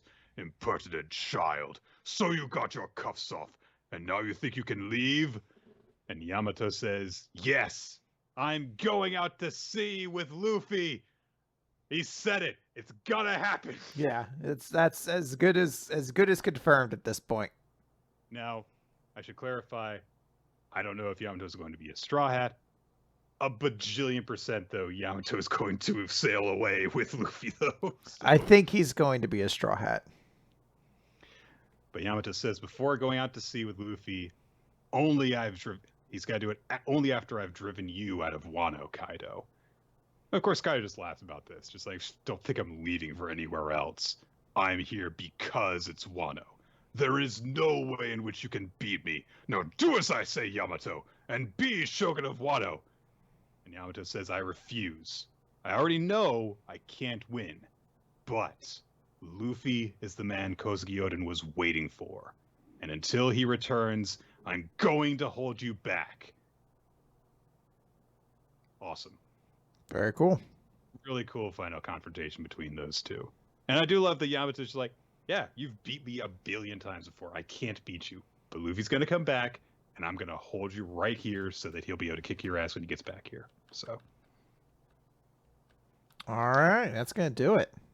yeah, there were some great chapters this week, but what was the best favorite chapter and MVP for this week? My favorite chapter is going to be Mashle, Magic and Muscles. That was a really funny chapter. I love the joke with Mash, and I think that's one I probably enjoyed the most.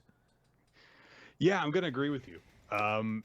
There's some small bits of the conversation between Wahlberg and his old master that I think are like, all right, I don't really get exactly what's going on here. Also, I don't know how to pronounce noblesse oblige. So, but that joke, so many details of the exchange between, God, what's his name? What's the Thorn guy's name? War, what? What is it? Oh, Cell War? Cell War, yeah. How could you forget Cell War?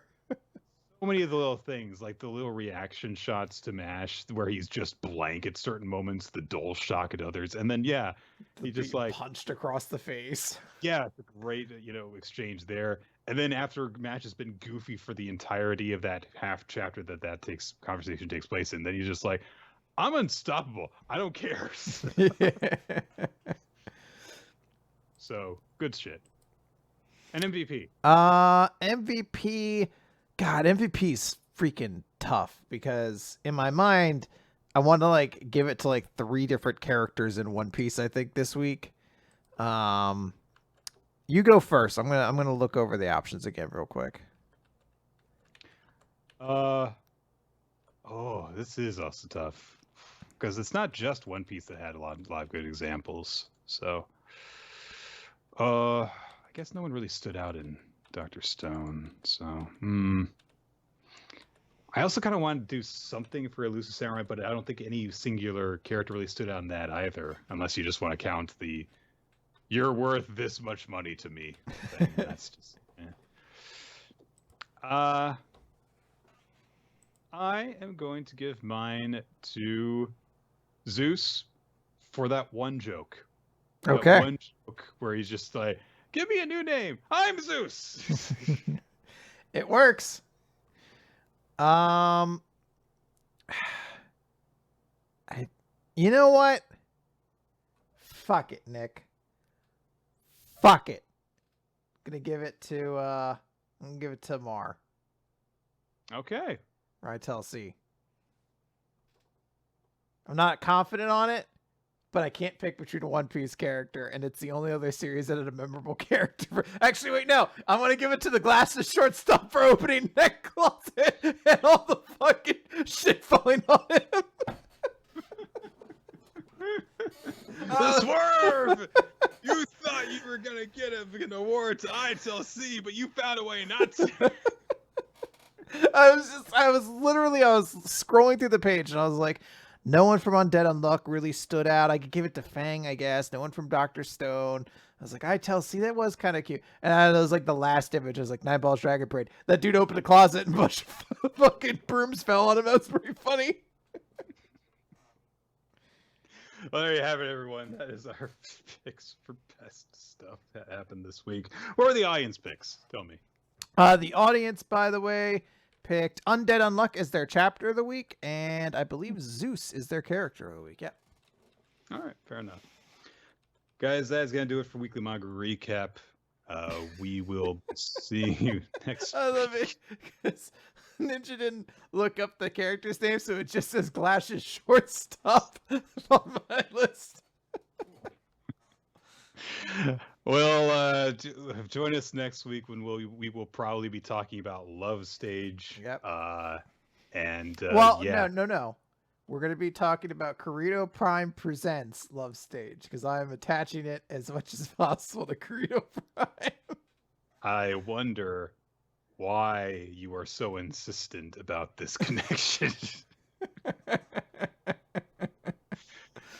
Thank you guys for joining us for Weekly Manga Recap. We record the show here on twitch.tv/Rolot on Wednesdays, usually starting around 7:30 Eastern Time. Stay updated on exactly where we're going to be starting the show by following us on social media. On Twitter, we are @Rolot, @NickFTime, @WMR Podcast. You can also join us on Discord. Our Discord server has a lovely community where you can discuss the series that is going to be covered for the recap, the series that we usually recap as each new chapter comes out. Our community also plays game nights on Tuesday nights and Saturdays. So join in on all that action. You can also use that to find the Google Doc that is maintained by Ninja X3i, which keeps track of such things as the Glasses shortstop for MVP and all the other weird picks for best thing that happened in each week of manga, as well as the recommendations that we've done and all sorts of other helpful information about the podcast. We also want to extend, in addition to Ninja X3i, special thanks to everyone who supports us on Patreon that allows us to create bonus content for you guys to enjoy. We also want to extend special thanks to Steve Man, our tarot card artist. You can check out his artwork wherever boobs are allowed to be drawn on the internet. And to Winsley Del Cheddar and Milo Jack Stillitz for creating the opening sequence used in the video versions of Weekly Manga Recap as they are posted to YouTube. Yes. I think that's going to do it then. We'll catch you guys next week. You want to rattle off some more obscure wrestlers as we leave? So there was Kizarni, the guy who spoke in Carney speak because he was a Carney, and that was his character. There was Ezekiel Jackson, who was Intercontinental Champion, and then I believe gone immediately after that. Something along those lines. He was also the last ever ECW champion. Oh man, what a prestigious! That lineage title is like. I'm trying to remember who was the first. It was Rob Van Dam. Then I think it may have exchanged hands with a couple of the old guys. And then it was like John Morrison, CM Punk, Vince McMahon, Lashley, and then it just ends. Yeah. And you're like, oh man, what a sad world this title is. You know who retired Tommy Dreamer on ECW? Was it the Pope? No, it was Zack Ryder. Oh man. See, the original one pant leg Zack Ryder. Original ECW was a time of great. Well, not original. Original WWE ECW was a period of great sadness for me. That was also when Kofi Kingston premiered, and Kofi Kingston premiered by just fucking clown shoes beating Shelton Benjamin over and over again. And I was like, no, my favorite wrestler at the time. It's very painful. Other people who clown Shelton Benjamin on ECW include Yoshi Tatsu. But he beat up Sheamus, so it all works out. Oh, okay. Yeah. All right, goodbye, everybody. Bye.